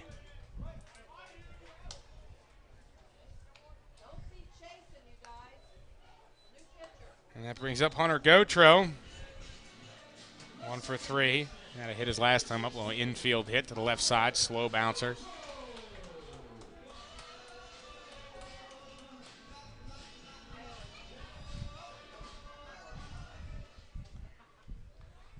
First pitch, ooh, that one came in on him quick, inside, 1-0.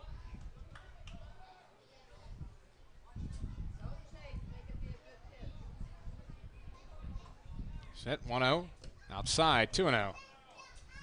And missed pretty much on both the extremes. Almost hit him right in the eyes, and then that one in the left-handed batter's box.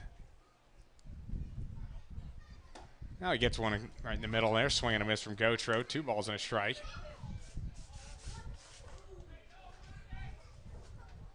That gets a 6-3 lead. Haysville cut into it in the top of the 7th. Oh, way outside. Now 3 balls and a strike. Been wild when he's missed.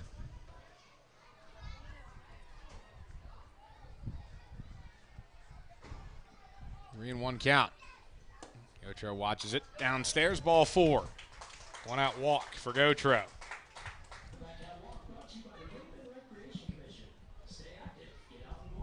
Now we'll get an opportunity for Grant Farlander.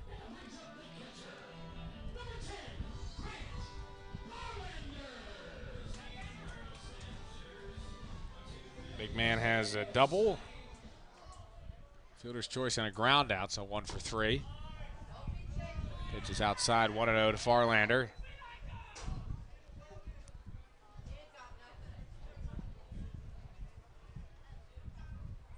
They throw over here on Gautreaux. He's back in.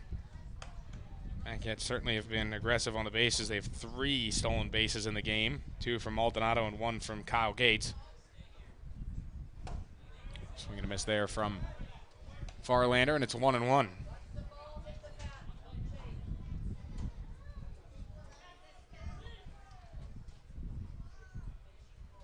Hannon comes set again, throws over to first. Again, Gautreaux gets back in.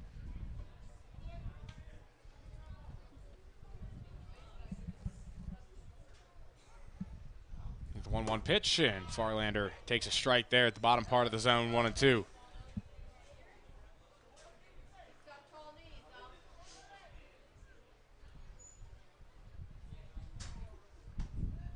Farlander steps back in, another quick move over to first, and again, just barely back in Gautreaux. Got a quick move there on the mound from Hannon. Setting up outside, here's Valdez, and the pitch is fouled away by Farlander.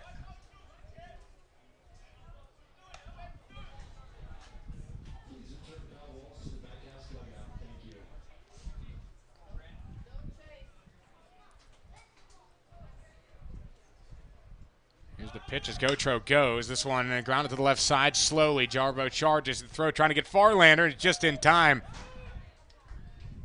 And picked on a bounce there by Artho.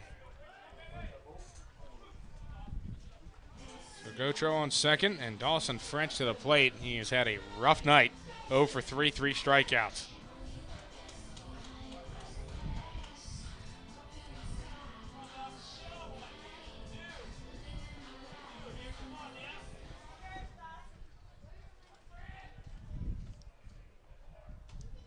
Here's the pitch, down low. So it'll be 1-0.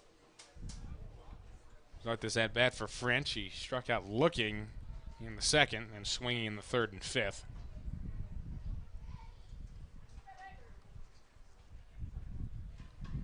One 1-0 pitch, breaker. I couldn't clip the top of the zone. 2-0. Also borderline outside.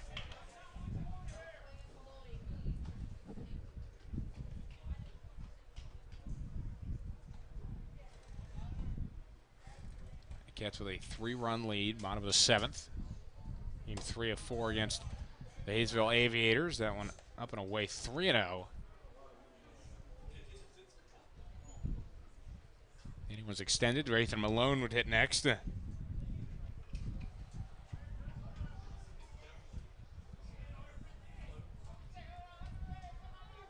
the 3-0. Swinging away at it. French fouled it off, 3-1.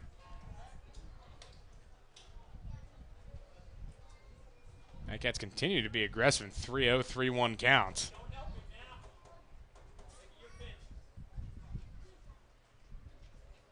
Step off here from Hannon.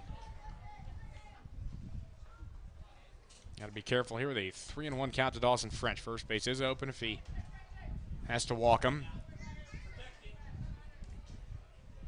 Pitch.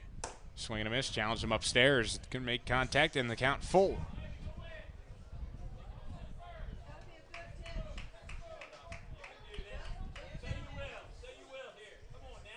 French on sombrero watch here. He strikes out. And here is the 3-2. Good take. Outside, a good take there. Didn't get too antsy in the box, and it's a 2-out walk.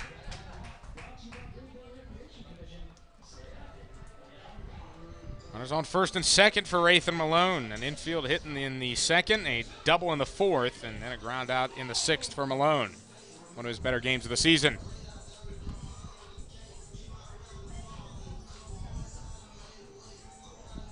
This is his first multi-hit performance this season. First pitch, just high, 1-0.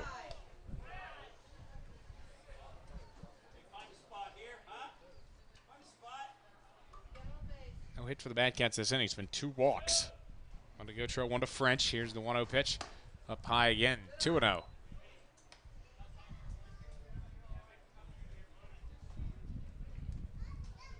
And having a hard time finding the zone. His first inning of work. 2-0 pitch.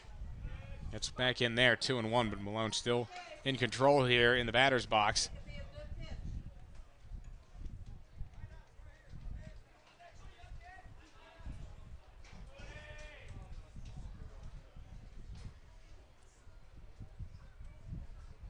Hannon kicks and deals. Gautreaux on the move, and bad transfer there. Now a late go by Dawson French to second, and he gets in there too. Gautreaux was ready to go. French was not, but he did react quickly enough to get into second base.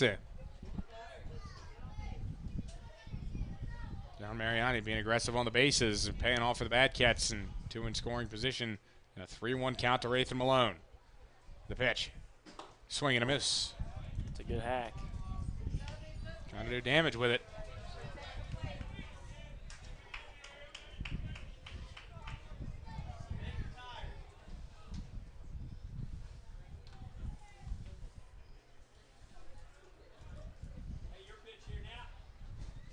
Pause and 3-2 to Rathan, and he hits one on a line to second, and it is caught by McBratney, and that retires the side.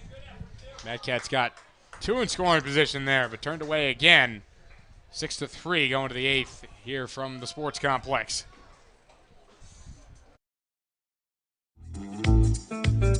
This is outfielder Riley Silva, and you're watching Batcats Baseball on the Batcats Media Network.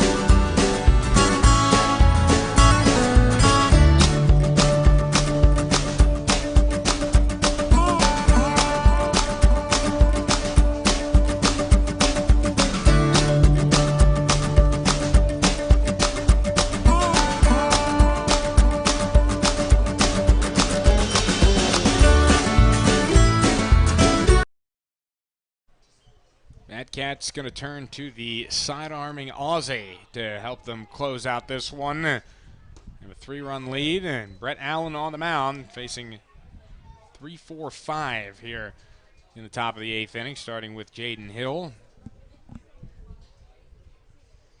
0-1 pitch, and that's inside. 1 ball, 1 strike to Hill.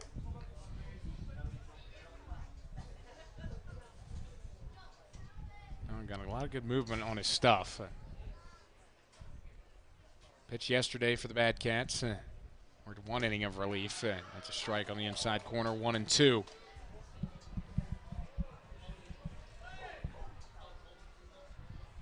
Hill headed to, my apologies, Allen headed to Barton next season after a year at Treasure Valley.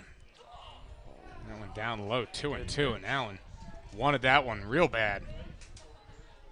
Gets fired up on the bump out there. He gets fired up when he pitches. It's a sight to see. We all love it.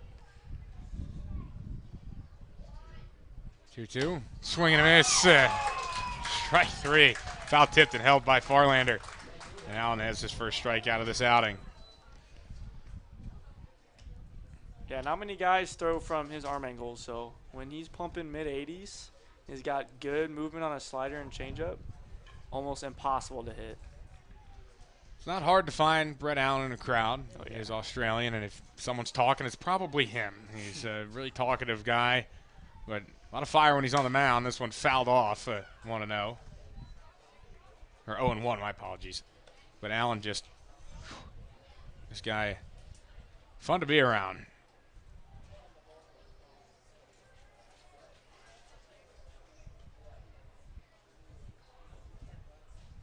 Here's the 0-1. This one hit right back to the mound. Allen fields. See that throw over to first, and it's right there. Good play by Allen. 2 away. That was Cole Klepper there that was retired, and that brings up Alex Jarbo. 0 for 3. Ground out, fly out, and a strikeout.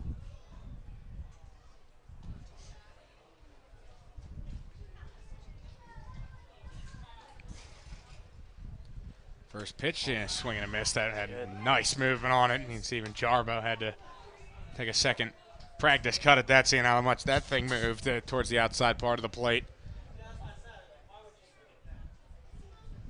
1 pitch. That one at the knees did get that call. Ugh.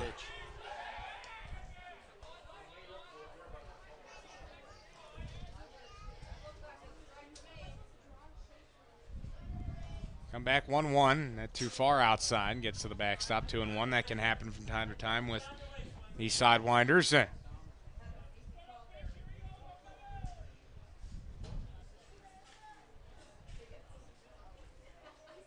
Here's a 2-1 pitch. This one on the ground left side. Wraith Malone waits for it, gloves it, throws to first, and that's a 1-2-3 inning in relief for Brett Allen. He fired up going towards the third base dugout. And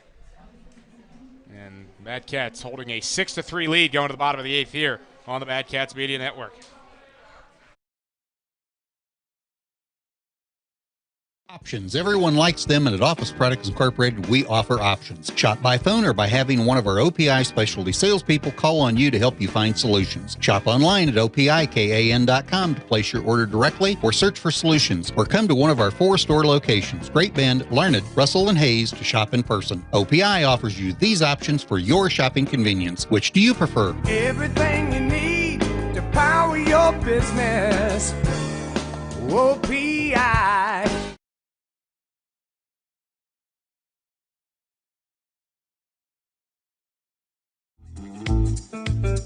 This is outfielder Colby Christian for the Bat Cats. You're watching Bat Cats Baseball on the Bat Cats Media Network.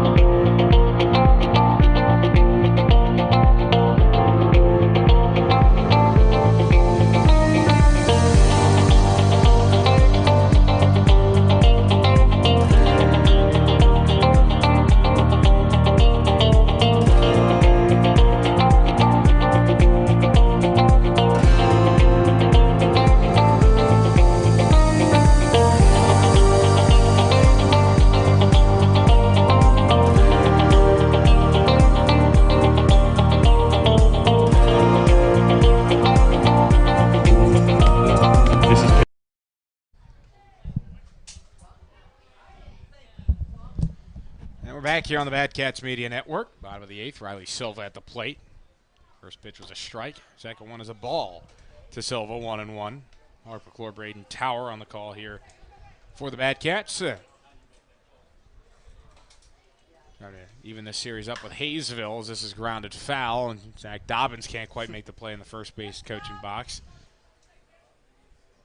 I'm just trying to be active over there at first. Doesn't normally get the opportunity to be a base coach. He's over there at first replacing John Mariani, who's at third, who's replacing Roger Ward, who's away from the team for the time being.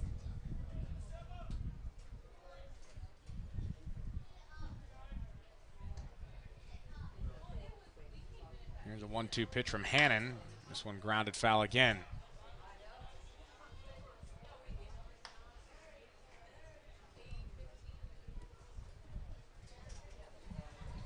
Riley Silva, 2 hits and 4 at bats. Half swing, pop up, foul ground. And the shortstop Tommy Davis slides and that one off his glove. Drops in foul ground. Silva's 2 hits came in his first 2 at bats and his latter 2. Ground on the strikeout. This will be the 5th time through the order for Great Bend.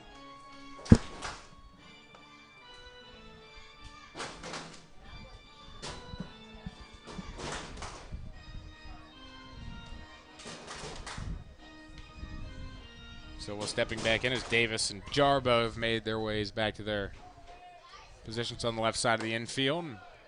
Not too far outside.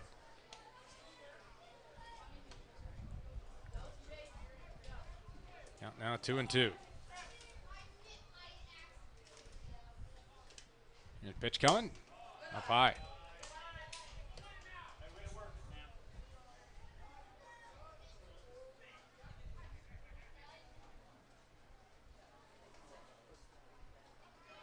Here's the 3-2 pitch, and this one grounded to the right side.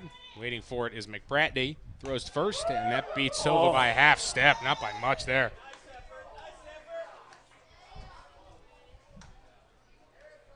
So 1 out for Kyle Gates. Still hitless today, but he's got 2 RBIs.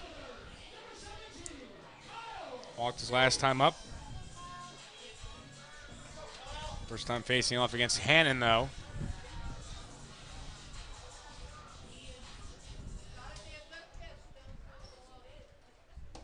First pitch strike, a curve across to Gates. Working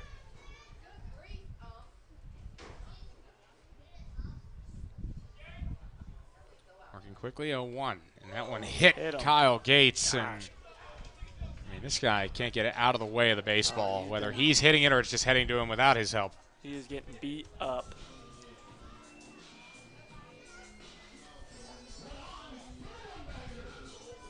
That'll bring up Simon Larinaga. Hitless with 2 walks. Reached base 3 times.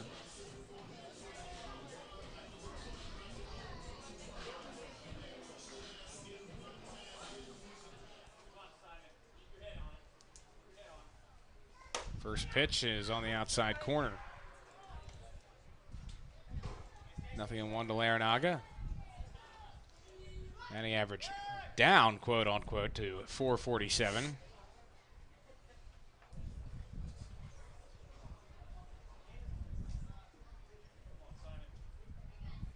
A 1 pitch as Gates off the run. Didn't get a great jump throw down. Valdez on the wrong side of the bag, though. Kyle Gates has his 2nd stolen base, and that is the 7th stolen base for the Batcats as a team.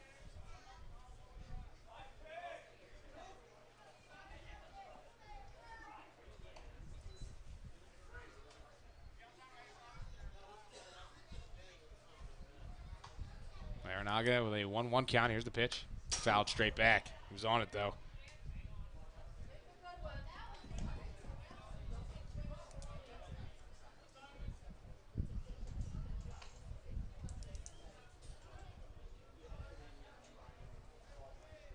One ball, 2 strikes. Larinaga working from behind here.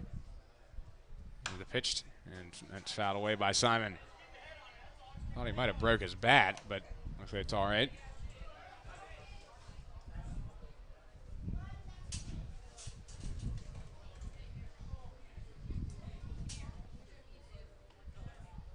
Another 1-2 pitch from Hannon. Down outside, gets away from Valdez. Gates trying to advance on it, and there's the throw down, and he is safe. Now Cats have a chance to add another run. There's some aggressive base running from Kyle Gates.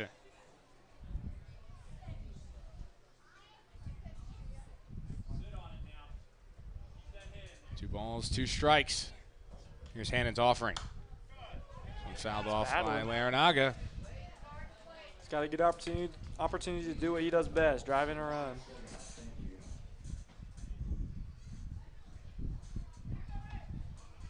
And another shot here with a 2-2 count. Infield in for Haysville. The offering's high. 3 balls, 2 strikes. Laranaga's walked twice already.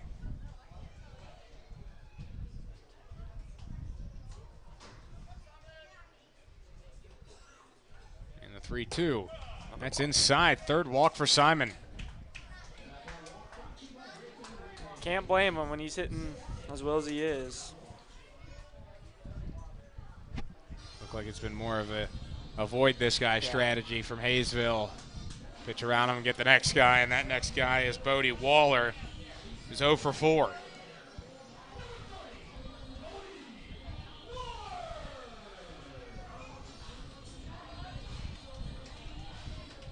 Hutch Juco Product steps in, and Simon Laranaga taking off, and he's going to get into second easily.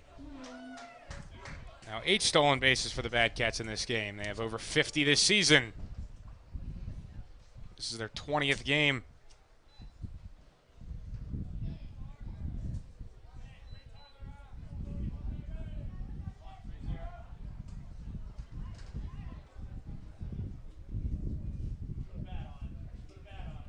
A 1 count, pitch to Waller is outside.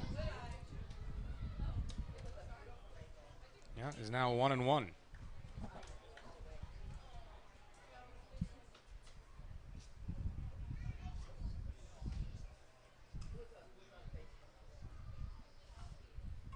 On second and third for the Cats, and the pitch to Waller. This one laced to second. McBratney makes the catch, trying to double off. The runner at third Gates, but it's not in time. Now, what are you going to do if you're Bodie Waller? That was probably the hardest hit ball of the day.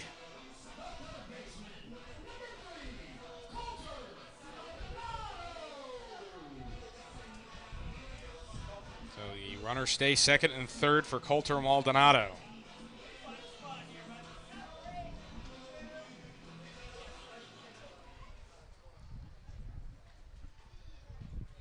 First pitch to Maldonado. Broke too far outside, 1-0. Maldonado 1 for 3, 2 stolen bases, 2 runs scored. Struck out his last time up, though. This one fired low and away. 2 balls, no strikes.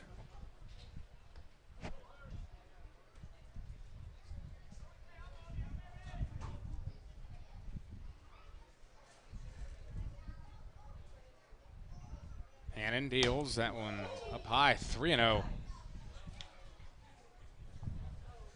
They load the bases with a walk here. Gotro would be next for the Bad Cats. But we know Maldonado's going to have a chance to swing here, ahead in the count. 3-0 pitch. He does take here, 3-1.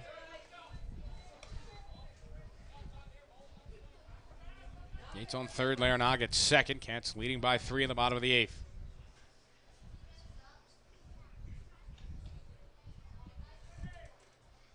The 3-1 pitch, and he takes the huge swing there, 3-2. Almost fell over.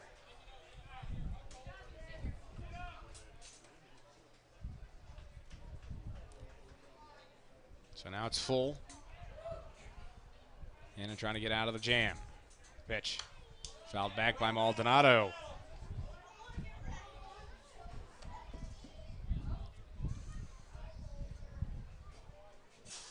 So another 3-2 coming.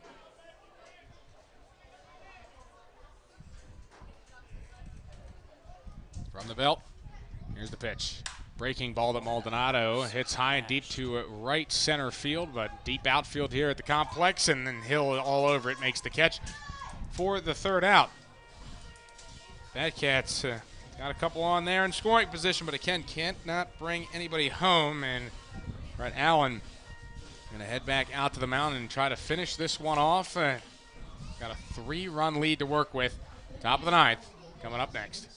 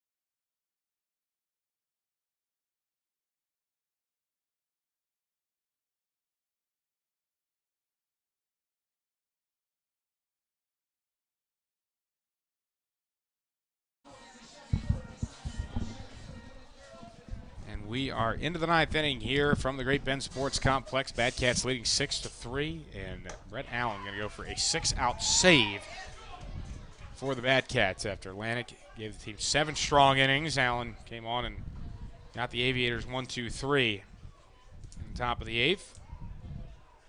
Valdez starts it off here with foul ball. 0-2 now. It'll be Valdez, then Workins, then Artho.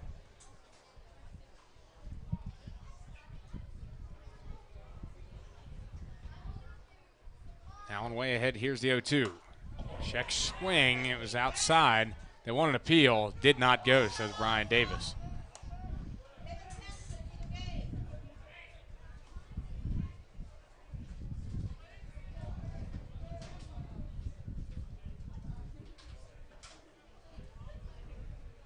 Here's Allen's 1-2. Way outside there, 2-2.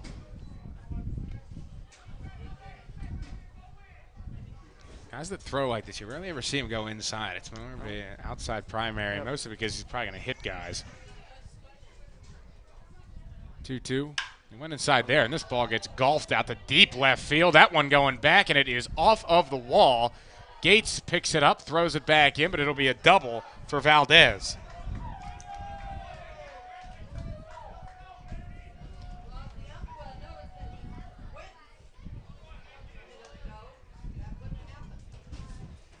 So a double starts this inning off, and it brings up Austin Workins.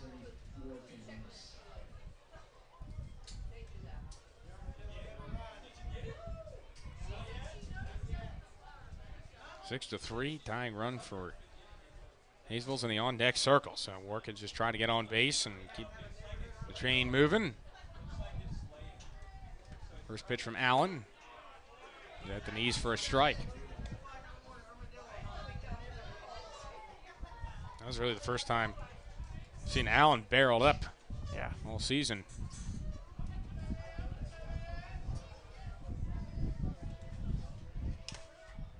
Here's the pitch. That one fouled off a Farlander.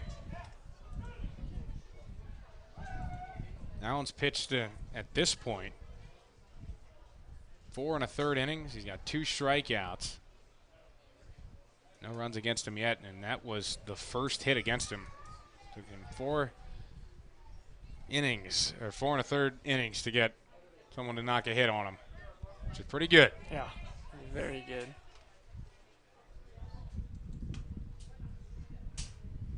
A 2 count on Workins. Here's the offering. Swing and a miss, strike 3. Only 2 outs left for the Aviators to work with, and it'll be Clay Artho.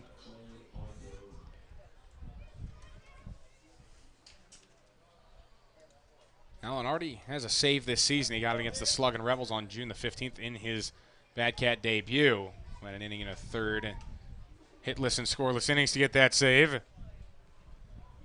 It's to Artho right over the plate. Strike 1. Arthur, 2 hits and 2 runs scored for the Aviators. Done well in this series overall. Got him to win Monday, but efforts going for naught right now. Need something from him here as this is outside 1-1. Good spot to miss.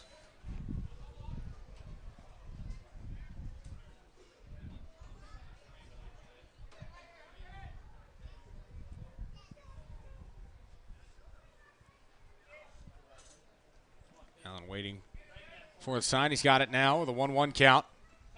And he delivers, and that one inside on the corner for a strike, 1-2.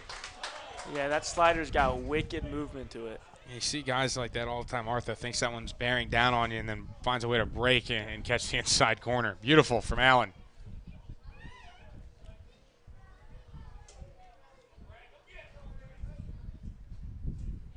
Here's the 1-2. On the ground, right side. Gautreaux throws to first, and there are 2 away. Valdez gets to third, but Allen's not worried about that as that tying run stays in the on-deck circle. He's got to retire McBratney here. Get the Bad Cats back-to-back wins.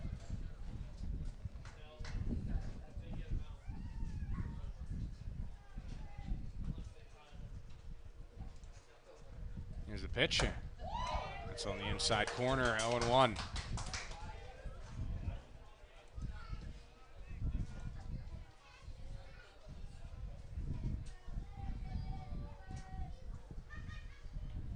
Alrighty, 0-1 pitch outside. 1 ball, 1 strike.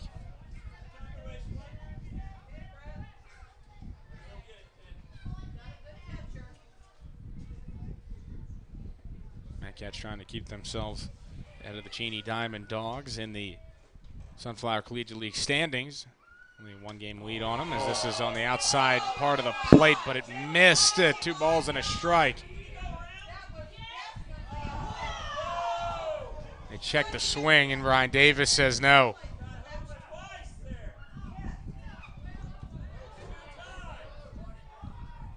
Two balls and 1 strike. And the pitch from Allen. That one we called a strike, 2-2.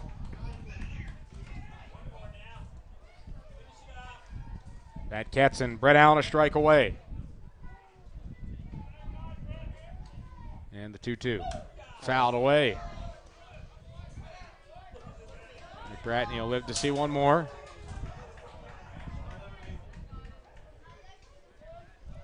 Bratney 1 for 3. And a double his last time up. And the 2-2. So poked right back towards Allen. Got over his glove though. Rathan Malone charging. He throws first and that's it for it here at the sports complex. Brett Allen motioning to the Haysville dugout. They've been awfully chatty in this series. It's been a little chippy out there.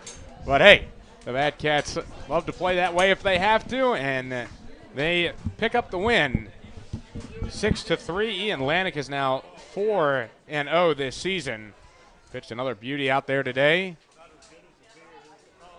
And it was a workman's-like effort. Got hit a little bit in the 7th inning, but for 6 innings, he was really untouchable out there. Played really good baseball, and the Bad Cats as a team have now improved to 17-3 on the season. Loss on the other side for the Monarchs will go to Tanner Leslie. Hung in there for a long stretch. Didn't let things get completely away, but Bad Cats did enough damage, and the pitching did the rest of the job. Brett Allen gets the save, his 2nd save of the season, as the Bad Cats have won both against the Monarchs, against the Aviators, my apologies, here in Great Bend. One of the games at Al Burns, one of them here at the sports complex, and they'll try and win the series and make it 4 straight series wins. If they can beat the Monarchs tomorrow, beat the Aviators, my apologies, the Aviators tomorrow out in Haysville. We'll see how it shakes out. So we'll step aside here and be back for the post-game show here on the Bad Cats Media Network. Stay with us. This is Batcats head coach Roger Ward. Thank you for supporting the Batcats. You're watching Batcats Baseball on the Batcats Media Network.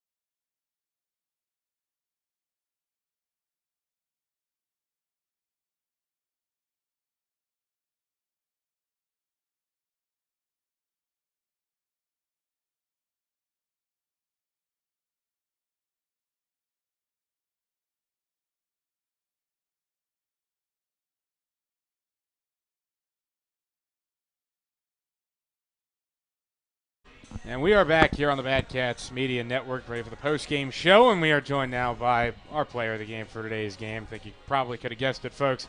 It's Ian Lanik. He's out here with us after a strong 7-inning outing for the Bad Cats in this one.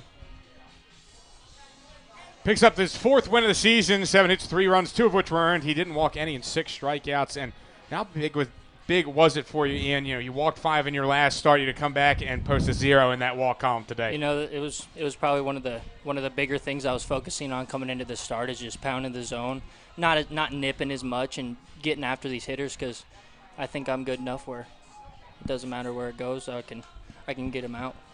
And for you, longest start of the summer so far, your longest before had been 5 1/3. You know, how did you feel as you got later into that start? Definitely felt good going into the 7th. Got a little shaky, obviously, but it's all right. And just felt good. And for you, and we've talked about other pitchers with this, you know, this defense has been a real strong suit for this team so far. You know, how has that helped you when you've been on the mound, at least mentally? It gives me all the world in the confidence that it doesn't matter, that I don't need to strike them all out. I know I got a defense back there that'll back me up and make good plays behind me, so I don't need to be as perfect. And for you, you know, you talked about pounding the zone. You seem like you were ahead on almost everybody that you faced today. You know, how did that work into your strategy overall in this game? It's definitely works big in a lot of areas, just because the hitter's always on their heels when it's 0-2, 1-2, and they never know really what's coming. So it's always good just to be ahead in the count and not really have to worry about coming back and giving them good pitches to hit. And that's your win leader for the team right there. Ian Lanik, 4-0 now on the season through 20 games. He's been locked in for the Bad Cats. Thank you for joining us tonight, Ian, as the Bad Cats pick up the win 6-3. We'll be ready to shut this thing down when we come back here on the Bad Cats Media Network. Thank you, Mark.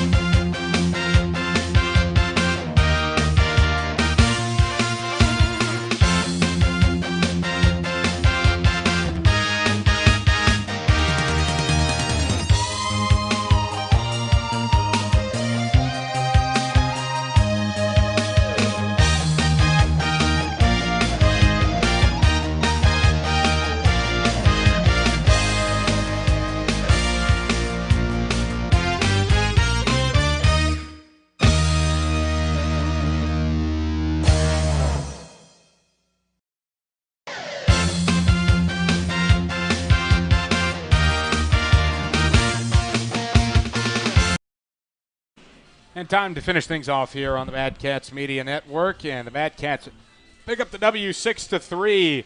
The Atlantic gets the win 4-0. Tanner Leslie's now 1-1 after he takes that loss. And Brett Allen gets the save, his second save of the season. Very fired up on the mound. And Bad Cats now take a 2-1 series lead. They have guaranteed at least a split here against the Aviators.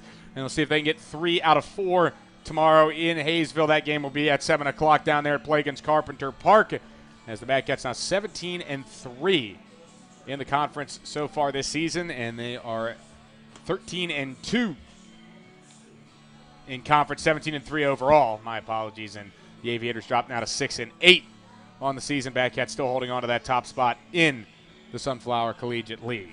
So that's all for us here from Great Bend Sports Complex. We appreciate them letting us come in here on such short notice. Got lucky. Nobody was on field one here. For the entire crew with the Bad Cats Media Network, for my partner tonight, Braden Tower, thank you very much for tuning in. And we hope to see you again tomorrow, either at Plagans-Carpenter Park in person or here on the Bad Cats Media Network. For the final time, Bad Cats win 6-3. My name is Mark McClure. Good night from Great Bend.